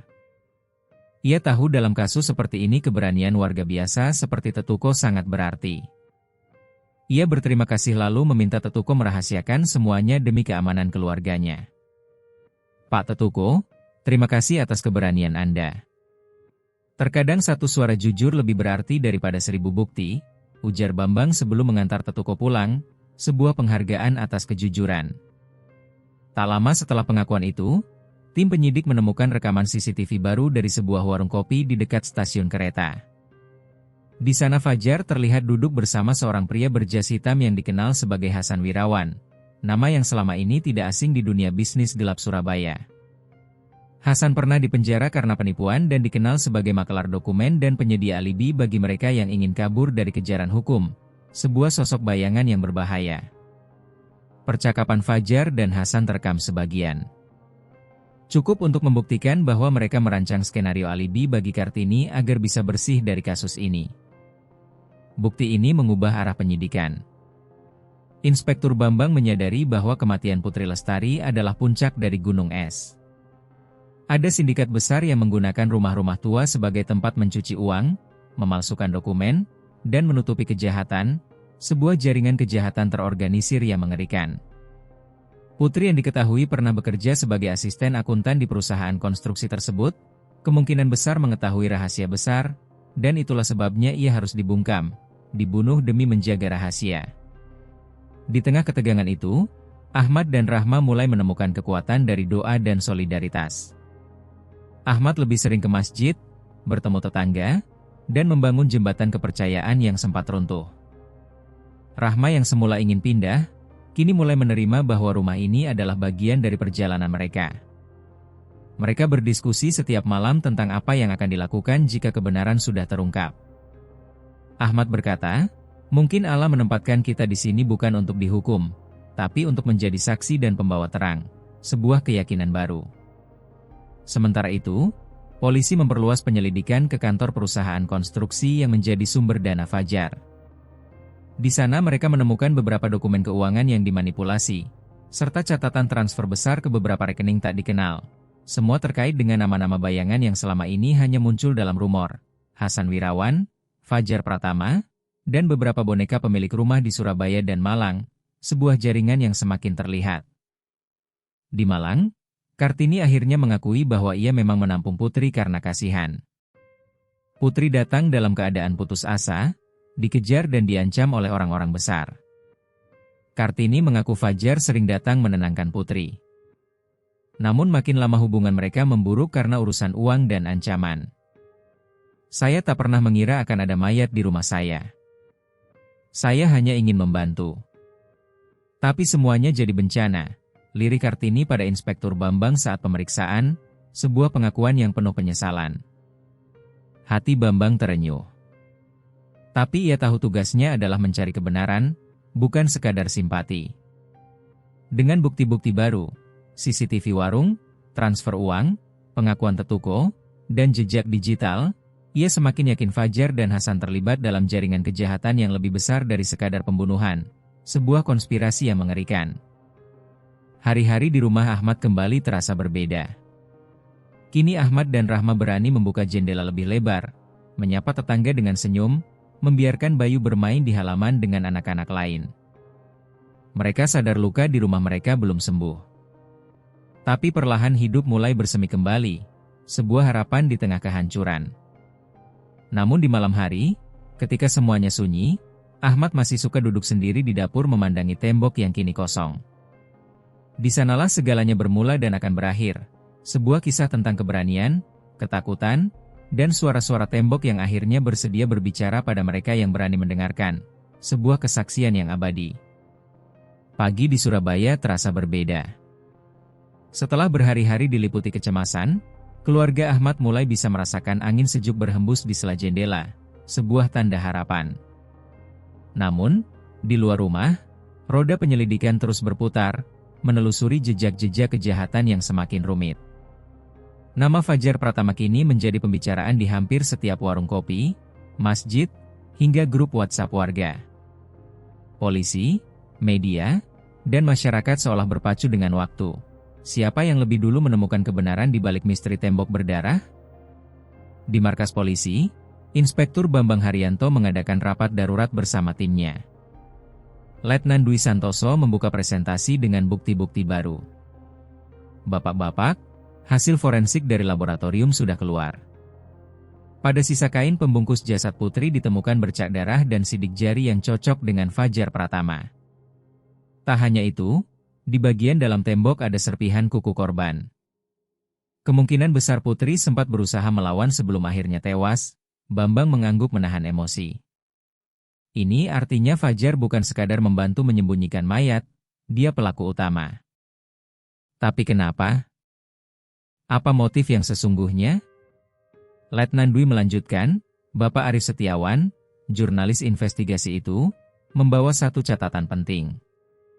Ia menemukan bahwa Fajar dan Putri pernah bekerja di perusahaan konstruksi yang sama, tempat di mana aliran dana mencurigakan sering terjadi. Dokumen-dokumen yang dibocorkan Arif memperlihatkan adanya penggelapan dana ratusan juta.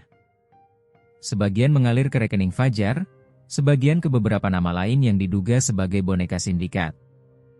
Bambang menghela napas berat. Sekarang semuanya masuk akal. Putri mungkin mengancam akan membongkar kasus ini dan Fajar yang sudah terlalu dalam terlibat memilih jalan kekerasan daripada kehilangan segalanya. Sebuah konklusi yang mengerikan. Sementara itu, Ahmad dan Rahma, meski masih didera trauma, mulai beraktivitas kembali. Ahmad menerima tawaran Pak Lurah menjadi ketua RT sementara. Rahma bergabung dengan ibu-ibu PKK menyalurkan kegelisahan lewat kegiatan sosial.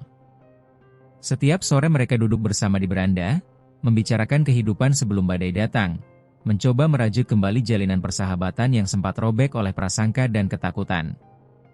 Bayu yang semula enggan keluar rumah, kini perlahan kembali bermain dengan anak-anak tetangga. Tawa kecilnya menjadi pengingat bahwa kehidupan, betapa pahit pun, akan selalu menemukan cara untuk bertumbuh kembali. Di sisi lain, Suplo Tetuko mencapai puncaknya. Setelah mengaku ke polisi, Tetuko diam-diam mengikuti gerak-gerik seorang pria asing yang sering berkeliaran di dekat rumah Ahmad. Pria itu berperawakan kecil dan selalu mengenakan topi rendah, tampak seperti pengamat biasa. Namun bagi Tetuko, insting tua sebagai pekerja lapangan membuatnya waspada. Suatu malam, Tetuko membuntuti pria itu hingga ke sebuah warung tua di ujung gang, di mana ia mendengar percakapan rahasia antara pria tersebut dan seseorang melalui telepon. Isinya tentang barang bukti, uang selamat, dan harus diam. Tetuko, meski gemetar, merekam suara percakapan itu lewat ponsel tuanya. Esok harinya, ia menyerahkan rekaman itu pada Letnan Dwi. Bukti suara ini, bersama pengakuan Kartini dan dokumen Arif, menjadi kunci bagi polisi untuk membongkar jaringan sindikat. Inspektur Bambang memutuskan untuk melibatkan Satgas Khusus Kejahatan Ekonomi. Ia sadar kasus ini tak lagi sekadar pembunuhan, melainkan kejahatan terorganisir. Dalam beberapa hari, polisi menangkap Hasan Wirawan di sebuah hotel murah di Gresik. Dari interogasi, Hasan mengakui perannya sebagai perantara dana gelap dan pembuat alibi palsu untuk Kartini dan Fajar. Saya cuma bantu, Pak. Mereka semua takut sama orang besar di balik proyek itu. Kalau saya nggak nurut, saya bisa hilang juga, ungkap Hasan dalam berita acara pemeriksaan, suaranya dipenuhi ketakutan. Kabar penangkapan Hasan membuat Fajar semakin terdesak. Polisi melacak pergerakannya ke Blitar, lalu ke kota kecil di Jawa Tengah. Selama pengejaran, polisi menemukan catatan harian Putri Lestari di antara dokumen lama di kamar bekasnya. Dalam catatan itu, Putri menulis ketakutannya setelah menemukan data transfer janggal dan tekanan dari atasannya. Ia juga mencatat percakapan terakhir dengan Fajar, "Jika aku mati, cari Fajar." Semua rahasia ada di ponselnya. Sementara penyelidikan semakin tajam, Ahmad dan Rahma menghadapi ujian baru. Rumah mereka mulai kembali ramai, bukan oleh wartawan, tapi oleh warga yang membawa bantuan dan simpati. Banyak yang datang meminta maaf karena sempat curiga. Banyak pula yang menguatkan Ahmad agar tetap bertahan. Panjenengan sudah jadi contoh, Mas Ahmad. Sabar, tulus, dan berani melindungi keluarga, ujar Pak Hadi, tetua kampung. Di tengah kehangatan itu, Ahmad menemukan kekuatan yang selama ini tersembunyi. Ia sadar setiap manusia pasti menghadapi cobaan. Tapi hanya dengan saling bergandengan tangan, luka bisa berubah menjadi pelajaran. Hari-hari berikutnya dipenuhi operasi penangkapan. Fajar akhirnya ditemukan di sebuah rumah sewa di pinggiran kota, lelah dan lusuh, mencoba kabur dengan identitas palsu. Polisi membawa Fajar ke Surabaya, dan di hadapan Inspektur Bambang, ia akhirnya mengaku, "Saya takut, Pak. Awalnya saya hanya ikut-ikutan, tapi semuanya makin dalam. Putri memang mau membongkar semuanya. Saya hilaf." Pengakuan Fajar menguak banyak hal tentang tekanan dari atasan di perusahaan, tentang uang gelap yang mengalir melalui rekening boneka, tentang ancaman terhadap Putri jika berani bicara. Ia bahkan mengaku setelah membunuh Putri, ia bekerja sama dengan Hasan untuk membangun tembok baru lalu meminta Tetuko merapikan bagian luarnya agar tak menimbulkan kecurigaan. Semua bukti kini lengkap. Sindikat raksasa yang selama ini bersembunyi di balik proyek-proyek besar mulai terkuak. Satgas khusus bergerak melakukan penggeledahan dan penangkapan ke sejumlah nama besar yang selama ini dianggap tak tersentuh. Untuk Ahmad, Rahma, dan Bayu, hari-hari berat itu perlahan berlalu. Rumah mereka yang pernah jadi sumber ketakutan kini menjadi simbol keberanian dan harapan. Di akhir pekan, Ahmad mengundang tetangga untuk tahlilan dan doa bersama, mengenang Putri Lestari dan berdoa agar kebaikan selalu menang atas kejahatan. Inspektur Bambang, setelah semua selesai, datang ke rumah Ahmad. Ia duduk di beranda, menyeruput teh hangat bersama Ahmad berkata pelan, "Pak Ahmad, terima kasih atas keberanian dan kesabaran keluarga panjenengan. Tanpa itu, mungkin kebenaran takkan pernah muncul." Ahmad hanya tersenyum. Ia tahu perjalanan masih panjang, tapi kini ia tak lagi sendiri. Di balik setiap tembok, setiap luka, selalu ada harapan baru yang menunggu untuk tumbuh, asal ada yang berani melihat dan mempercayainya. Hari itu, kantor polisi Surabaya penuh dengan lalu lalang wartawan, petugas, dan para saksi. Udara di ruangan interogasi terasa tegang. Inspektur Bambang Haryanto duduk di hadapan Fajar Pratama dan Hasan Wirawan. Keduanya dalam keadaan lelah dan wajah pucat. Di sisi lain ruangan, pengacara Dano Tulen siap mencatat setiap kata karena hari ini bukan hanya nyawa Putri Lestari yang harus dipertanggungjawabkan, tapi juga rantai kejahatan yang selama ini bersembunyi di balik proyek-proyek properti mewah Surabaya, sebuah kekejian yang sistematis. Bambang membuka percakapan dengan nada tegas tapi penuh pengertian. "Saya ingin mendengar semua dari awal hingga akhir. Jangan ada yang ditutup-tutupi, karena setiap kebohongan hanya akan menambah beban dan hukuman kalian." Fajar, dengan suara gemetar, mulai bicara. Ia menceritakan masa lalunya, bagaimana ia dulu hanya pegawai lepas, bertemu Putri saat sama-sama bekerja sebagai asisten akuntan di perusahaan konstruksi besar. Awalnya Fajar hanya mengikuti perintah atasan, membantu mengurus dokumen pembayaran vendor. Namun lama-kelamaan ia menyadari adanya aliran dana gelap masuk ke rekening pribadinya tanpa ia kehendaki. "Awalnya saya takut, Pak. Tapi kemudian Hasan datang menawarkan perlindungan. Saya cukup tanda tangan, cukup diam. Semua urusan aman," ucap Fajar lirih, matanya menampakkan ketakutan lama. Hasan menimpali, "Semua sudah diatur dari atas. Kartini cuma boneka." Putri mulai curiga waktu menemukan data transfer yang aneh itu yang membuat orang besar panik. Bambang menatap mereka tajam. "Siapa orang besar itu?" Fajar dan Hasan saling pandang, ragu-ragu. Akhirnya Hasan menjawab, "Direktur utama perusahaan itu, Pak. Dia jarang muncul, tapi selalu mengendalikan segalanya dari balik layar. Semua dana proyek yang fiktif diarahkan ke rumah-rumah kosong, lalu dijual cepat. Keuntungannya dibagi-bagi lewat rekening-rekening boneka." Putri, menurut pengakuan Fajar, tak sengaja menemukan rekaman transaksi saat ia lembur di kantor. Ia mendekati Fajar meminta penjelasan. Awalnya Fajar mencoba menenangkan Putri, bahkan menawarkan uang tutup mulut, tapi Putri menolak. Aku cuma ingin kebenaran. Kalau kamu tidak bantu, aku sendiri yang akan lapor polisi. Begitu kata putri malam itu, sebuah keberanian yang berujung tragis. Ketakutan dan tekanan dari Hasan serta ancaman atasan membuat Fajar panik dan akhirnya melakukan perbuatan fatal itu. Skenario penutupan jejak dijalankan dengan cepat. Hasan mengatur supaya Fajar membangun tembok palsu di rumah Kartini. Tetuko dipanggil hanya untuk memperhalus bagian luar. Sementara Kartini dikirim ke Malang sebagai alibi, seluruh detail sudah diatur sedemikian rupa agar polisi sulit menelusuri jejak sebenarnya. Sebuah kejahatan yang terencana dengan matang. Di ruang lain, Kartini duduk bersama pengacara dan seorang psikolog polisi. Ia menangis lama sebelum akhirnya mau bicara. Saya hanya ingin membantu Putri. Anak itu datang dalam keadaan ketakutan. Bilang dikejar-kejar orang, saya kasihan. Saya tak tahu apa-apa soal uang atau sindikat. Saya hanya terlalu percaya pada orang di sekitar saya.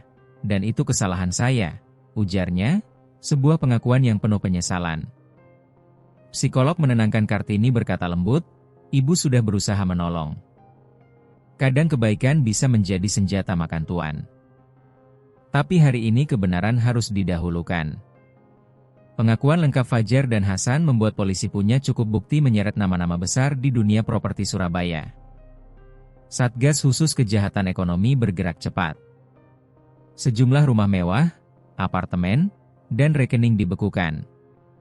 Proses hukum berjalan, dan media massa mewartakan skandal proyek terbesar dekade ini, sebuah kejahatan yang bermula dari tembok tua di rumah sederhana Ahmad Sulaiman. Tetuko yang tadinya merasa bersalah dan takut, kini dipanggil ke kantor polisi bukan sebagai saksi, tapi sebagai pahlawan lokal. Bambang menyalaminya di depan rekan-rekan polisi berkata, tanpa keberanian Pak Tetuko, mungkin kita semua masih buta pada permainan kotor ini. Wartawan menulis tentang peran Tetuko sebagai tukang sederhana yang memilih jujur di tengah tekanan. Banyak warga kampung datang memberi ucapan selamat dan ucapan terima kasih. Di rumah Ahmad, suasana mulai berubah. Para tetangga sering mampir, mengajak Bayu bermain, membawa kue atau buah untuk Rahma. Ahmad duduk di beranda membaca berita tentang kasus yang akhirnya terbuka. Ia tidak lagi merasa menjadi korban. Ia kini merasa bagian dari perjalanan kebaikan yang mengantar keadilan untuk Putri Lestari. Di sela kebahagiaan itu, Ahmad tetap memikirkan keluarga Fajar dan Kartini. Ia tahu dalam setiap kasus selalu ada dua sisi luka, mereka yang ditinggalkan korban dan mereka yang kehilangan pelaku. Ahmad mengingatkan Rahma dan Bayu untuk mendoakan semua pihak agar setiap hati yang pernah dilukai bisa mendapat kesempatan memulai dari awal. Sebuah harapan akan penebusan. Rahma perlahan kembali menata rumah, mengganti gorden dapur, mengecat ulang tembok, menanam bunga di halaman.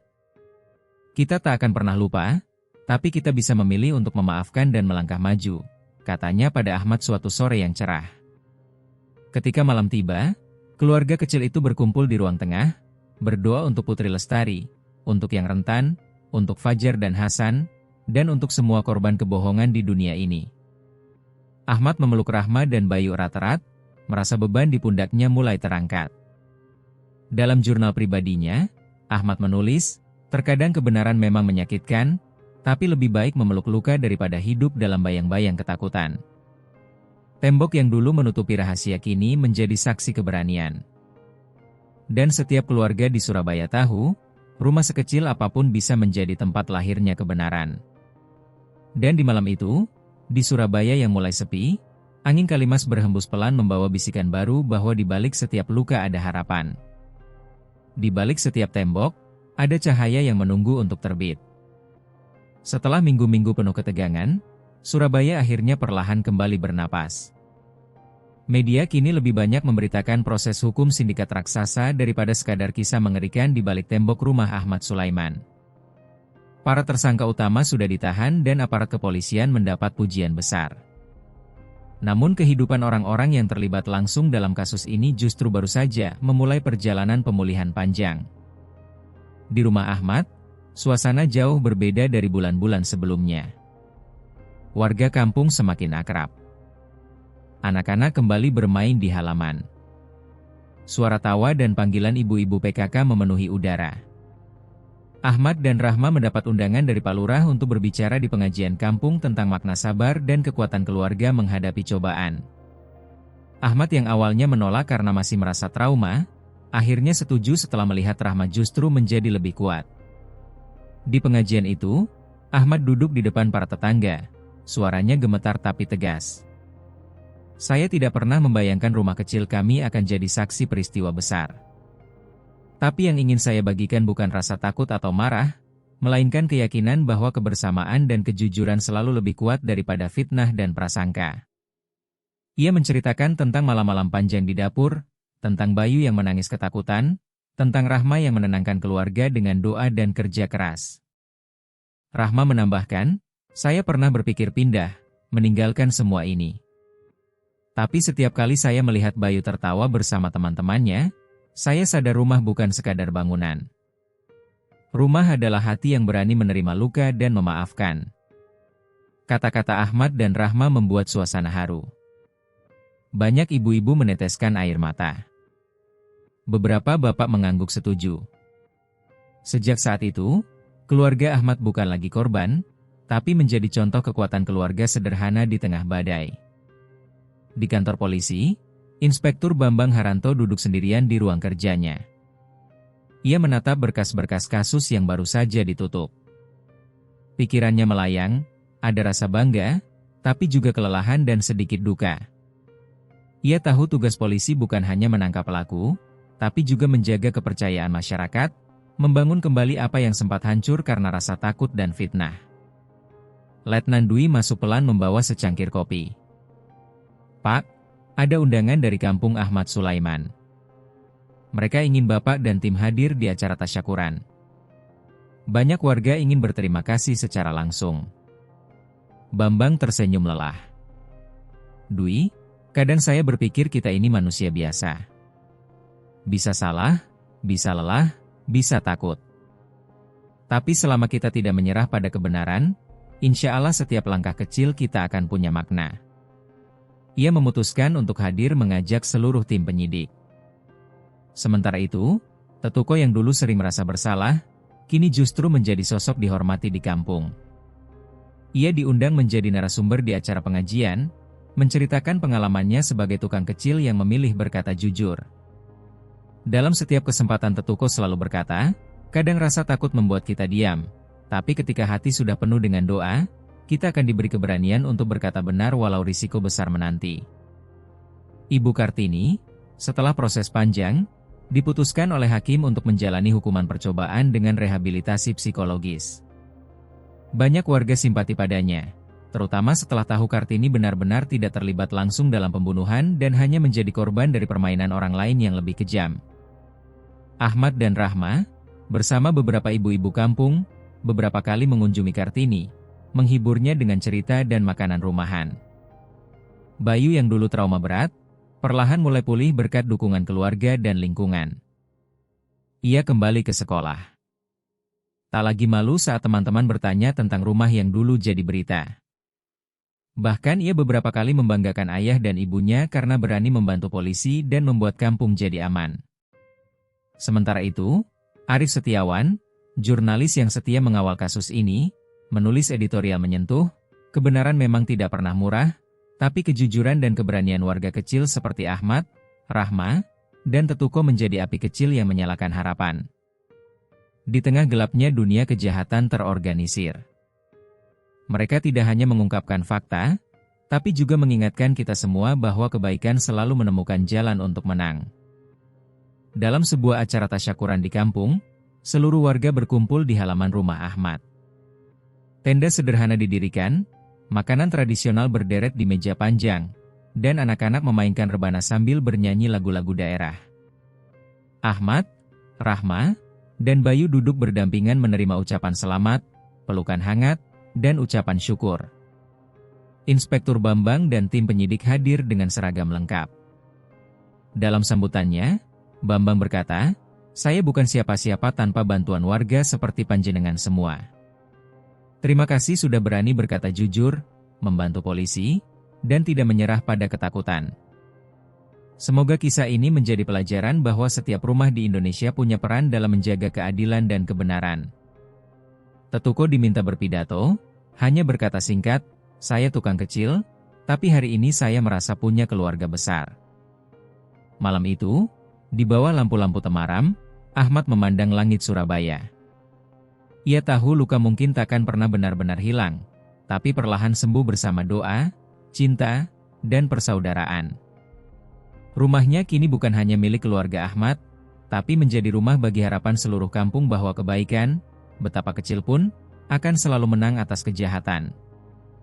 Dan seperti aliran Kalimas yang tak pernah berhenti, hidup pun terus berjalan membawa kenangan luka, sekaligus harapan baru untuk semua.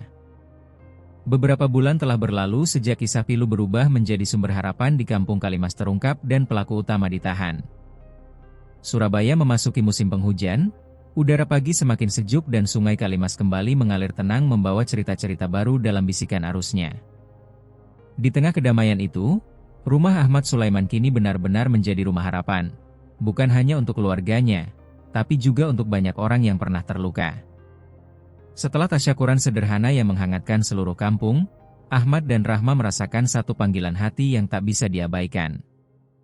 Perjalanan mereka selama badai kasus itu, dari ketakutan, curiga, prasangka, sampai akhirnya bangkit dengan dukungan lingkungan, membuat mereka ingin menularkan semangat gotong royong dan saling membantu kepada semua orang di sekitar.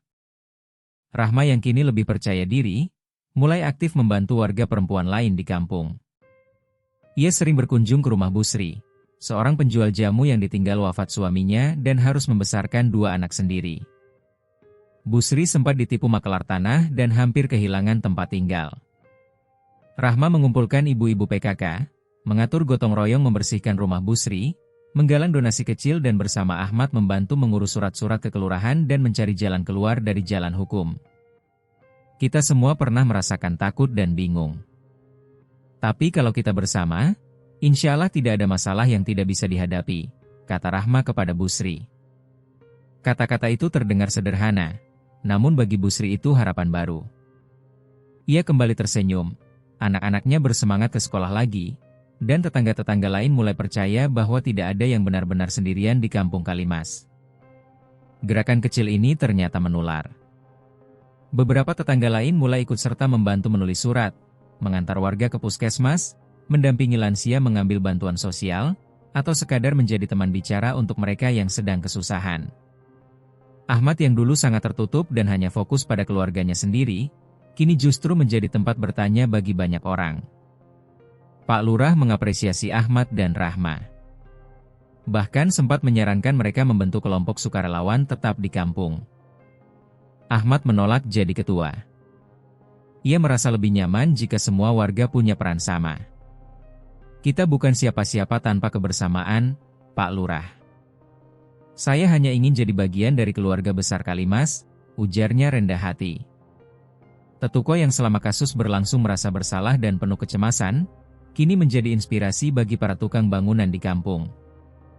Ia sering duduk di warung kopi, bercerita tanpa malu soal masa lalunya yang takut berkata jujur.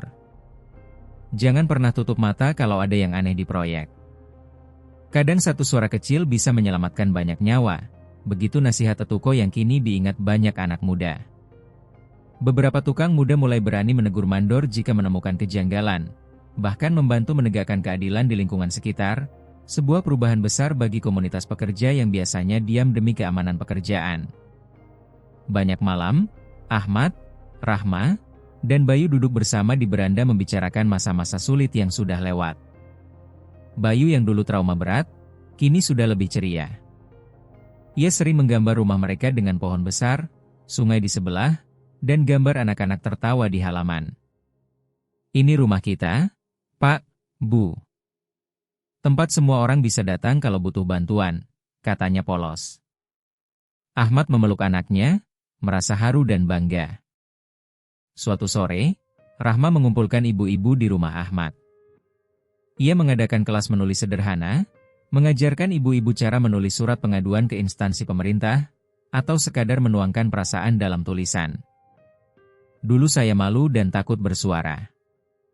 Sekarang saya tahu setiap kata bisa jadi cahaya untuk orang lain, ujarnya. beberapa ibu mulai menulis pengalaman hidup. Ada yang membagikan resep, ada pula yang menulis puisi tentang harapan dan persaudaraan. Ahmad sendiri, meski kini sibuk dengan urusan kampung, tidak pernah lupa pada Putri Lestari. Di ruang tamu rumahnya, ia menaruh sebuah bingkai kecil berisi foto Putri yang diberikan oleh keluarganya sebagai tanda terima kasih. Setiap malam keluarga Ahmad berdoa untuk arwah Putri, untuk Ibu Kartini, Fajar, Hasan, dan semua jiwa yang pernah terluka akibat kejahatan dan kebohongan. Semoga Allah ampuni semua kesalahan kita dan semoga setiap hati yang pernah menangis bisa menemukan ketenangan. Ahmad selalu menutup doa dengan kata-kata ini. Pak Lurah terkesan dengan perubahan kampung, menggagas program baru, Kampung Aman dan Tangguh. Ia menggandeng Polsek setempat, Letnan Dwi Santoso, dan para tokoh masyarakat membentuk tim relawan anti kejahatan. Ahmad diminta menjadi penasihat. Tetuko dipercaya menjadi penghubung para tukang. Mereka rutin mengadakan pelatihan, mengundang polisi, pengacara, dan bahkan psikolog untuk berbicara soal hak warga, perlindungan anak, dan pentingnya melapor jika menemukan hal-hal mencurigakan. Inspektur Bambang yang kini menjabat di kota lain kadang mengirim pesan singkat untuk menanyakan kabar Ahmad dan Kampung Kalimas. Ia selalu menutup pesannya dengan, "Teruslah jaga harapan dan kebenaran, Mas Ahmad." Terkadang perubahan besar lahir dari rumah kecil yang berani bermimpi. Ahmad menyimpan pesan itu baik-baik, kadang membacakannya untuk Bayu sebelum tidur.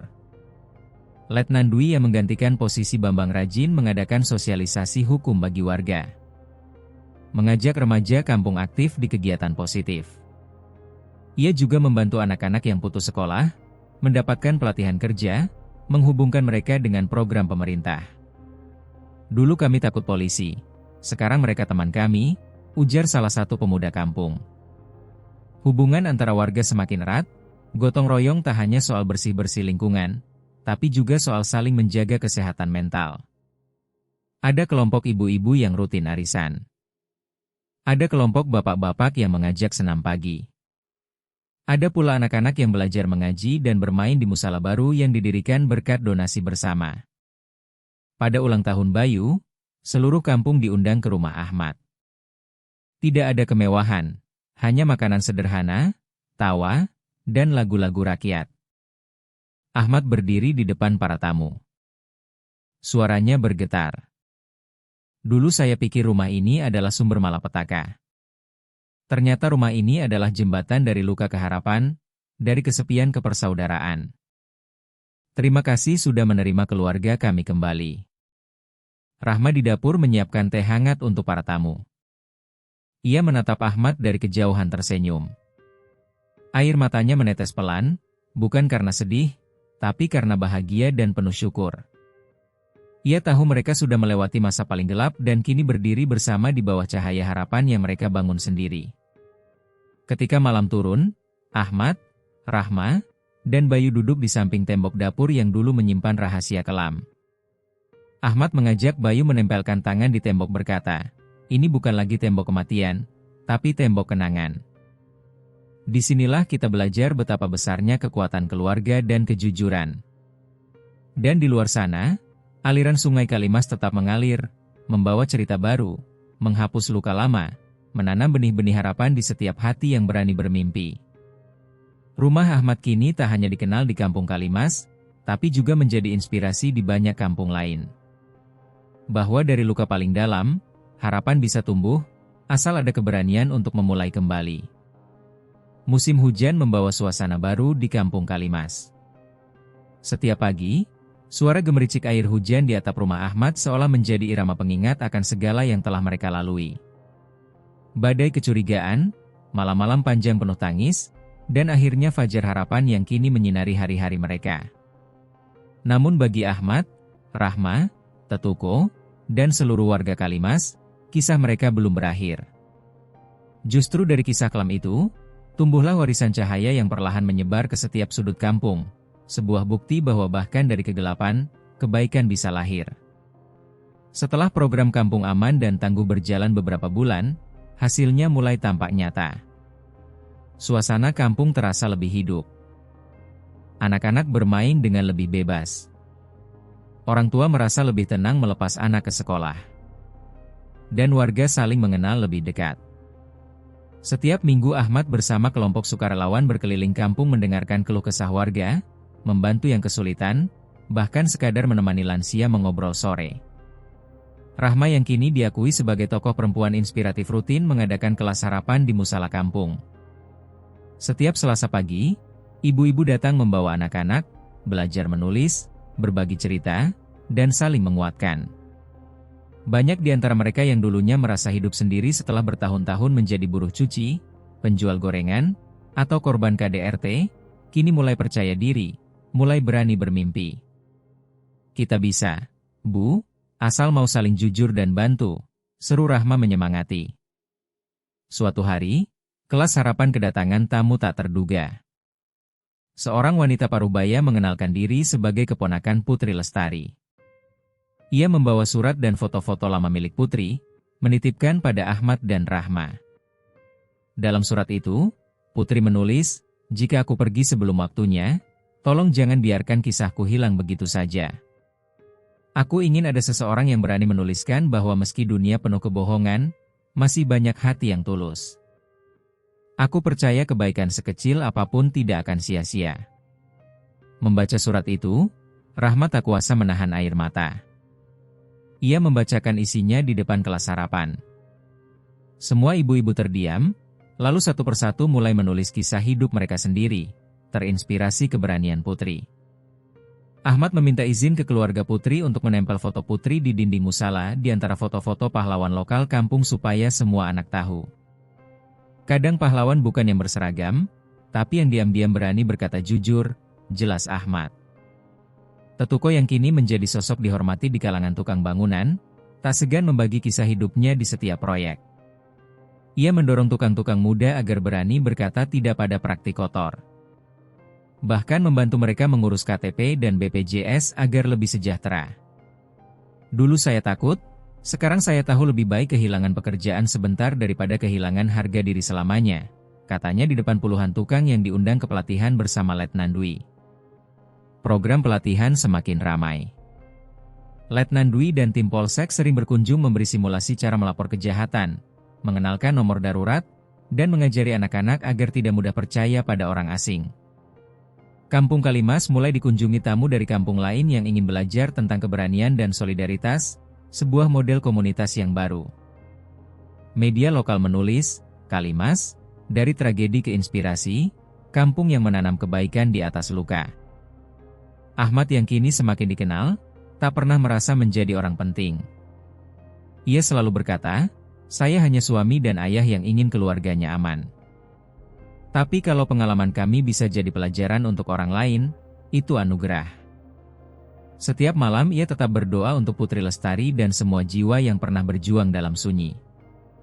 Rahma mulai menulis buku kecil tentang kisah Kalimas.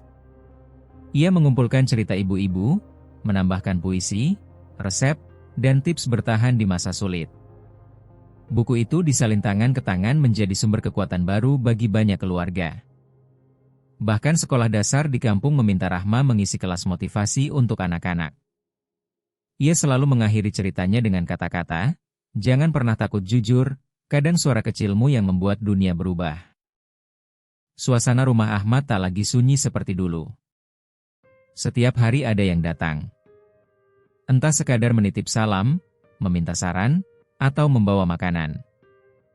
Ahmad membagi ilmu memperbaiki rumah. Rahma mengajarkan membuat jamu, dan Bayu yang kini semakin besar menjadi sahabat semua anak kecil di kampung. "Bayu, nanti kalau besar mau jadi apa?" tanya Ahmad. "Aku mau jadi penulis cerita kayak ibu dan juga polisi kayak Pak Bambang biar bisa tolong orang-orang," jawab Bayu mantap membuat Ahmad dan Rahma tertawa haru. Tak lama keluarga Ahmad mendapat undangan dari pemerintah kota Surabaya untuk menerima penghargaan Keluarga Inspiratif. Ahmad nyaris menolak, tapi warga kampung mendesak. Ini bukan cuma penghargaan untuk keluarga Ahmad, tapi untuk seluruh kampung kita. Bukti bahwa kita bisa bangkit dari luka. Malam sebelum berangkat ke balai kota, Ahmad, Rahma, dan Bayu duduk di depan tembok dapur tempat semua cerita ini bermula. Ahmad mengelus kepala Bayu berkata, "Nak, Tembok ini dulu pernah menakutkan, tapi sekarang tembok ini mengajarkan kita tentang keberanian, harapan, dan arti rumah sesungguhnya. Bayu tersenyum. Rahma menatap Ahmad penuh cinta. Mereka tahu hidup masih panjang dan pasti akan datang ujian baru.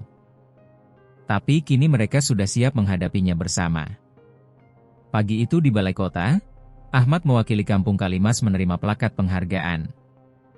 Ia berkata singkat di podium, "Kami hanya keluarga biasa, tapi kami percaya keluarga dan kampung adalah fondasi harapan. Selama ada cinta, kejujuran, dan doa, tak ada luka yang tak bisa sembuh. Tak ada mimpi yang terlalu tinggi untuk diraih." Sepulang dari balai kota, Ahmad dan Rahma kembali ke rumah. Di depan pintu, seluruh warga kampung sudah menunggu, menyambut mereka dengan tepuk tangan, lagu daerah, dan senyum lebar. Kalimas bukan lagi kampung yang dikenal karena tragedi, tapi kini dikenal sebagai kampung harapan. Tempat semua orang belajar bahwa cahaya bisa tumbuh dari luka dan keberanian satu keluarga bisa menyalakan semangat ratusan hati. Dan malam itu di bawah rintik hujan dan sinar lampu temaram, Sungai Kalimas mengalir membawa janji baru bahwa setiap kisah kelam bila dihadapi bersama bisa berubah menjadi warisan cahaya untuk generasi berikutnya. Sudah lebih dari setahun sejak kisah pilu berubah menjadi sumber harapan di kampung Kalimas. Kalau musim hujan tiba, setiap tetes air membasahi tanah kampung seakan membawa berkat dan pengingat tentang perjalanan panjang yang telah mereka lewati. Ahmad, Rahma, Bayu, Tetuko, dan seluruh warga kini hidup dalam damai. Namun jauh di dalam hati mereka, ingatan tentang Putri Lestari dan semua pelajaran dari peristiwa kelam itu tetap hidup, tumbuh bersama waktu, seperti akar yang kuat. Di pusat kampung dekat rumah Ahmad berdiri, tembok kenangan. Sebuah tembok sederhana dari batu bata yang dulu tersisa dari renovasi dapur rumah Ahmad. Namun bagi warga Kalimas, tembok itu punya makna mendalam. Setiap batu disusun dengan tangan gotong royong. Setiap sisi diwarnai gambar dan tulisan harapan, nama-nama keluarga, juga puisi dan surat kecil anak-anak. Ahmad menulis satu kalimat di bagian tengah tembok, "Tidak ada kejahatan yang lebih kuat dari kejujuran." Setiap luka pasti sembuh bila dirawat dengan doa dan kasih sayang. Setiap Sabtu pagi, halaman tembok ini berubah menjadi ruang kelas terbuka. Ahmad dan Rahma memulai kegiatan, kelas cerita, tempat anak-anak berkumpul, membaca dongeng, menulis puisi, belajar mengekspresikan rasa takut, mimpi, atau harapan lewat kata-kata. Bayu kini tak lagi hanya murid, tetapi sudah menjadi asisten ayahnya, membantu membimbing adik-adik menulis, bercerita tentang keberanian, tentang pentingnya saling menjaga. Pada sebuah pagi yang cerah, Rahma mengajak ibu-ibu dan anak-anak membuat mural di sisi luar tembok. Mereka melukis pelangi, burung-burung terbang, dan gambar seorang perempuan tersenyum. Simbol Putri Lestari yang kini jadi pahlawan tak dikenal bagi kampung Kalimas. Beberapa ibu menulis surat untuk Putri menempelkan di tembok. "Terima kasih sudah berani jujur, Nak. Semoga di sana kau bahagia." Ada pula anak-anak menulis harapan seperti, "Semoga sekolahku selalu aman dan ceria," atau, "Semoga ayah dan ibu selalu sehat." Kegiatan itu menghangatkan suasana kampung. Tak hanya anak-anak, para lansia pun sering duduk di bangku taman membaca cerita. Ada yang belajar membaca lagi di usia tua. Ada pula yang sekadar mengingat masa mudanya lewat cerita yang dibacakan cucu. Ahmad sering mengajak Tetuko bercerita tentang pengalaman hidup. Bagaimana rasanya memilih berkata benar walau berat, tentang ketakutan yang akhirnya bisa dikalahkan oleh keikhlasan. Kata-kata Tetuko selalu sederhana tapi mengena. Yang penting bukan siapa paling pintar, tapi siapa paling tulus menolong. Jangan pernah malu mengaku salah karena dari situ kita belajar. Rahma, selain menjadi penggerak taman baca, juga membentuk kelompok diskusi ibu-ibu. Mereka saling berbagi resep, cara membuat kerajinan tangan, sampai tips mendidik anak dengan penuh cinta. Rahma juga mengajari ibu-ibu menulis surat baik untuk urusan resmi maupun sekadar curhat. Ia selalu bilang, kalau tidak bisa bicara, tulis saja. Kadang kata-kata dalam surat bisa jadi obat hati yang sedang luka. Tetuko yang dulu merasa rendah diri karena statusnya hanya tukang, kini menjadi mentor untuk anak-anak muda kampung. Ia mengajarkan cara membangun rumah sederhana, cara memperbaiki kerusakan kecil, bahkan mengingatkan pentingnya bekerja dengan jujur. Banyak tukang muda yang dulu gemar ngebut pekerjaan asal selesai, kini belajar mengutamakan kualitas dan tanggung jawab. Rumah kokoh itu bukan cuma dari semen dan bata, tapi juga dari janji di hati untuk tidak berbuat curang, ujar Tetuko saat mengisi pelatihan di Balai RW. Ahmad, walau sibuk mengelola kelas cerita, sering diundang berbicara di kampung lain, sekolah, bahkan ke radio lokal. Ia selalu membawa kisah Putri Lestari, menceritakan betapa satu kebaikan kecil bisa menular dan menjadi kekuatan besar untuk banyak orang. Ahmad menyadari luka di masa lalu kini menjadi jembatan penghubung antar warga, antar generasi, bahkan antar kampung. Kita tidak perlu menunggu menjadi pahlawan.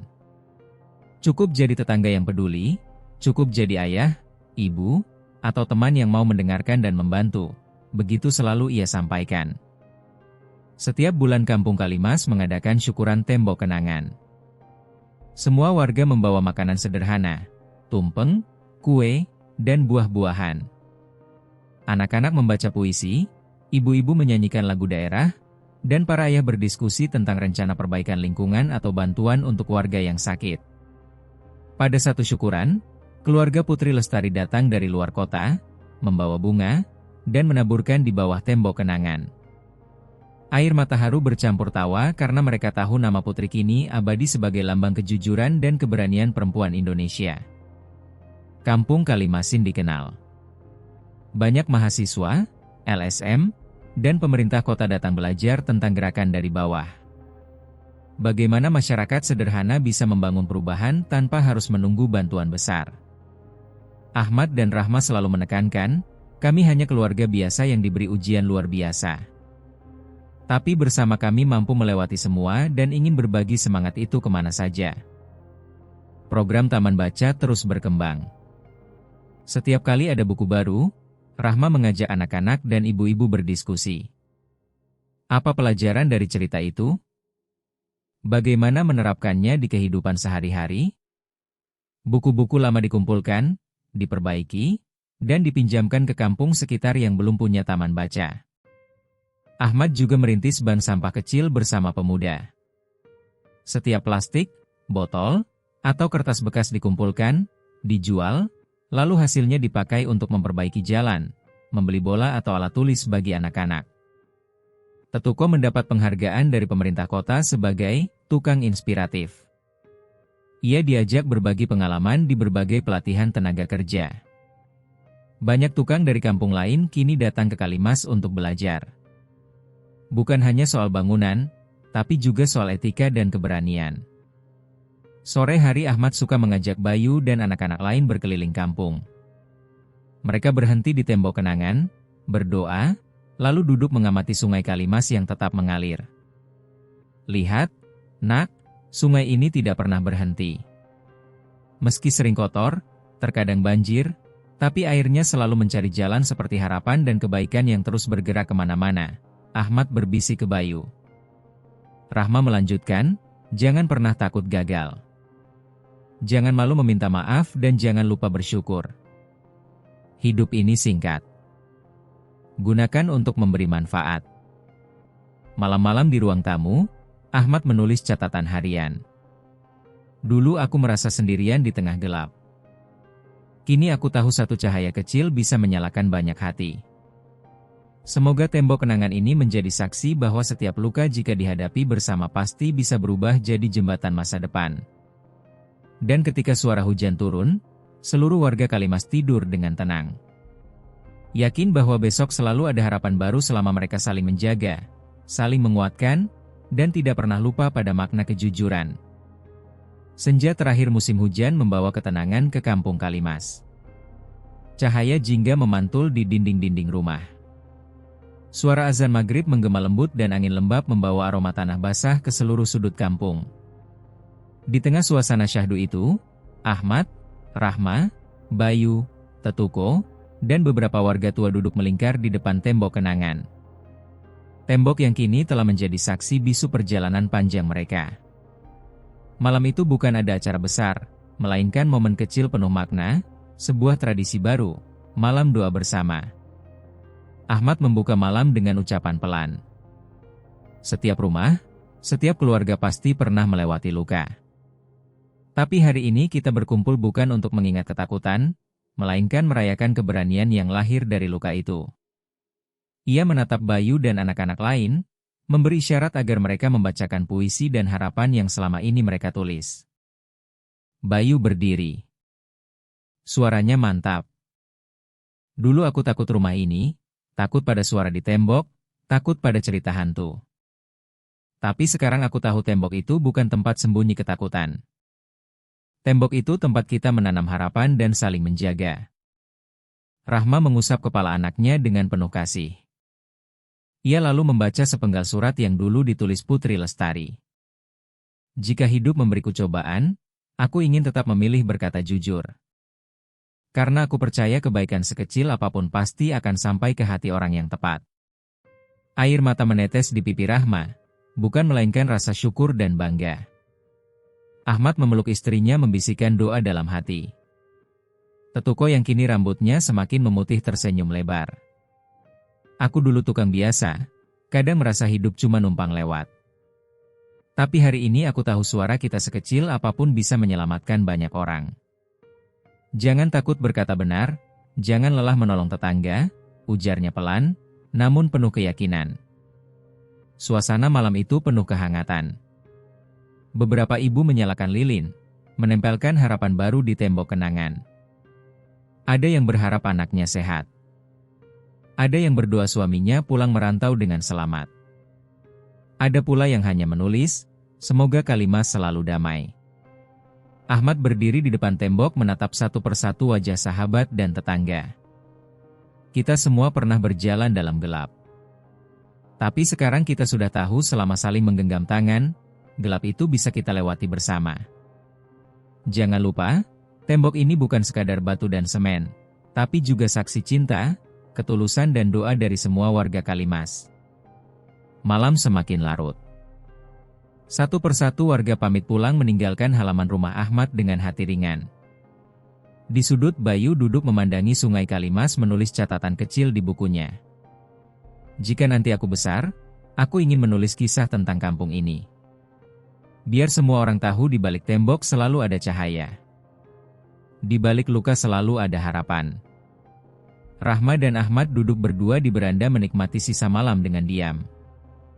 Mereka tahu perjalanan hidup belum tentu selalu mulus. Kadang badai akan datang lagi.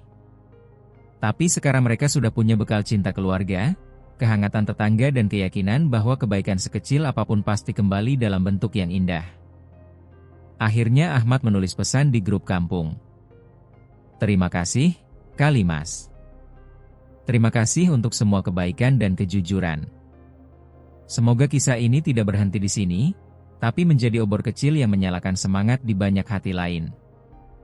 Mari kita jaga kampung ini. Mari kita jaga harapan bersama. Lampu rumah satu persatu dipadamkan. Hanya cahaya bulan dan gemericik sungai yang menemani malam di dinding tembok kenangan. Bayangan tangan-tangan kecil dan tulisan warga perlahan tampak samar. Namun pesan dan maknanya abadi.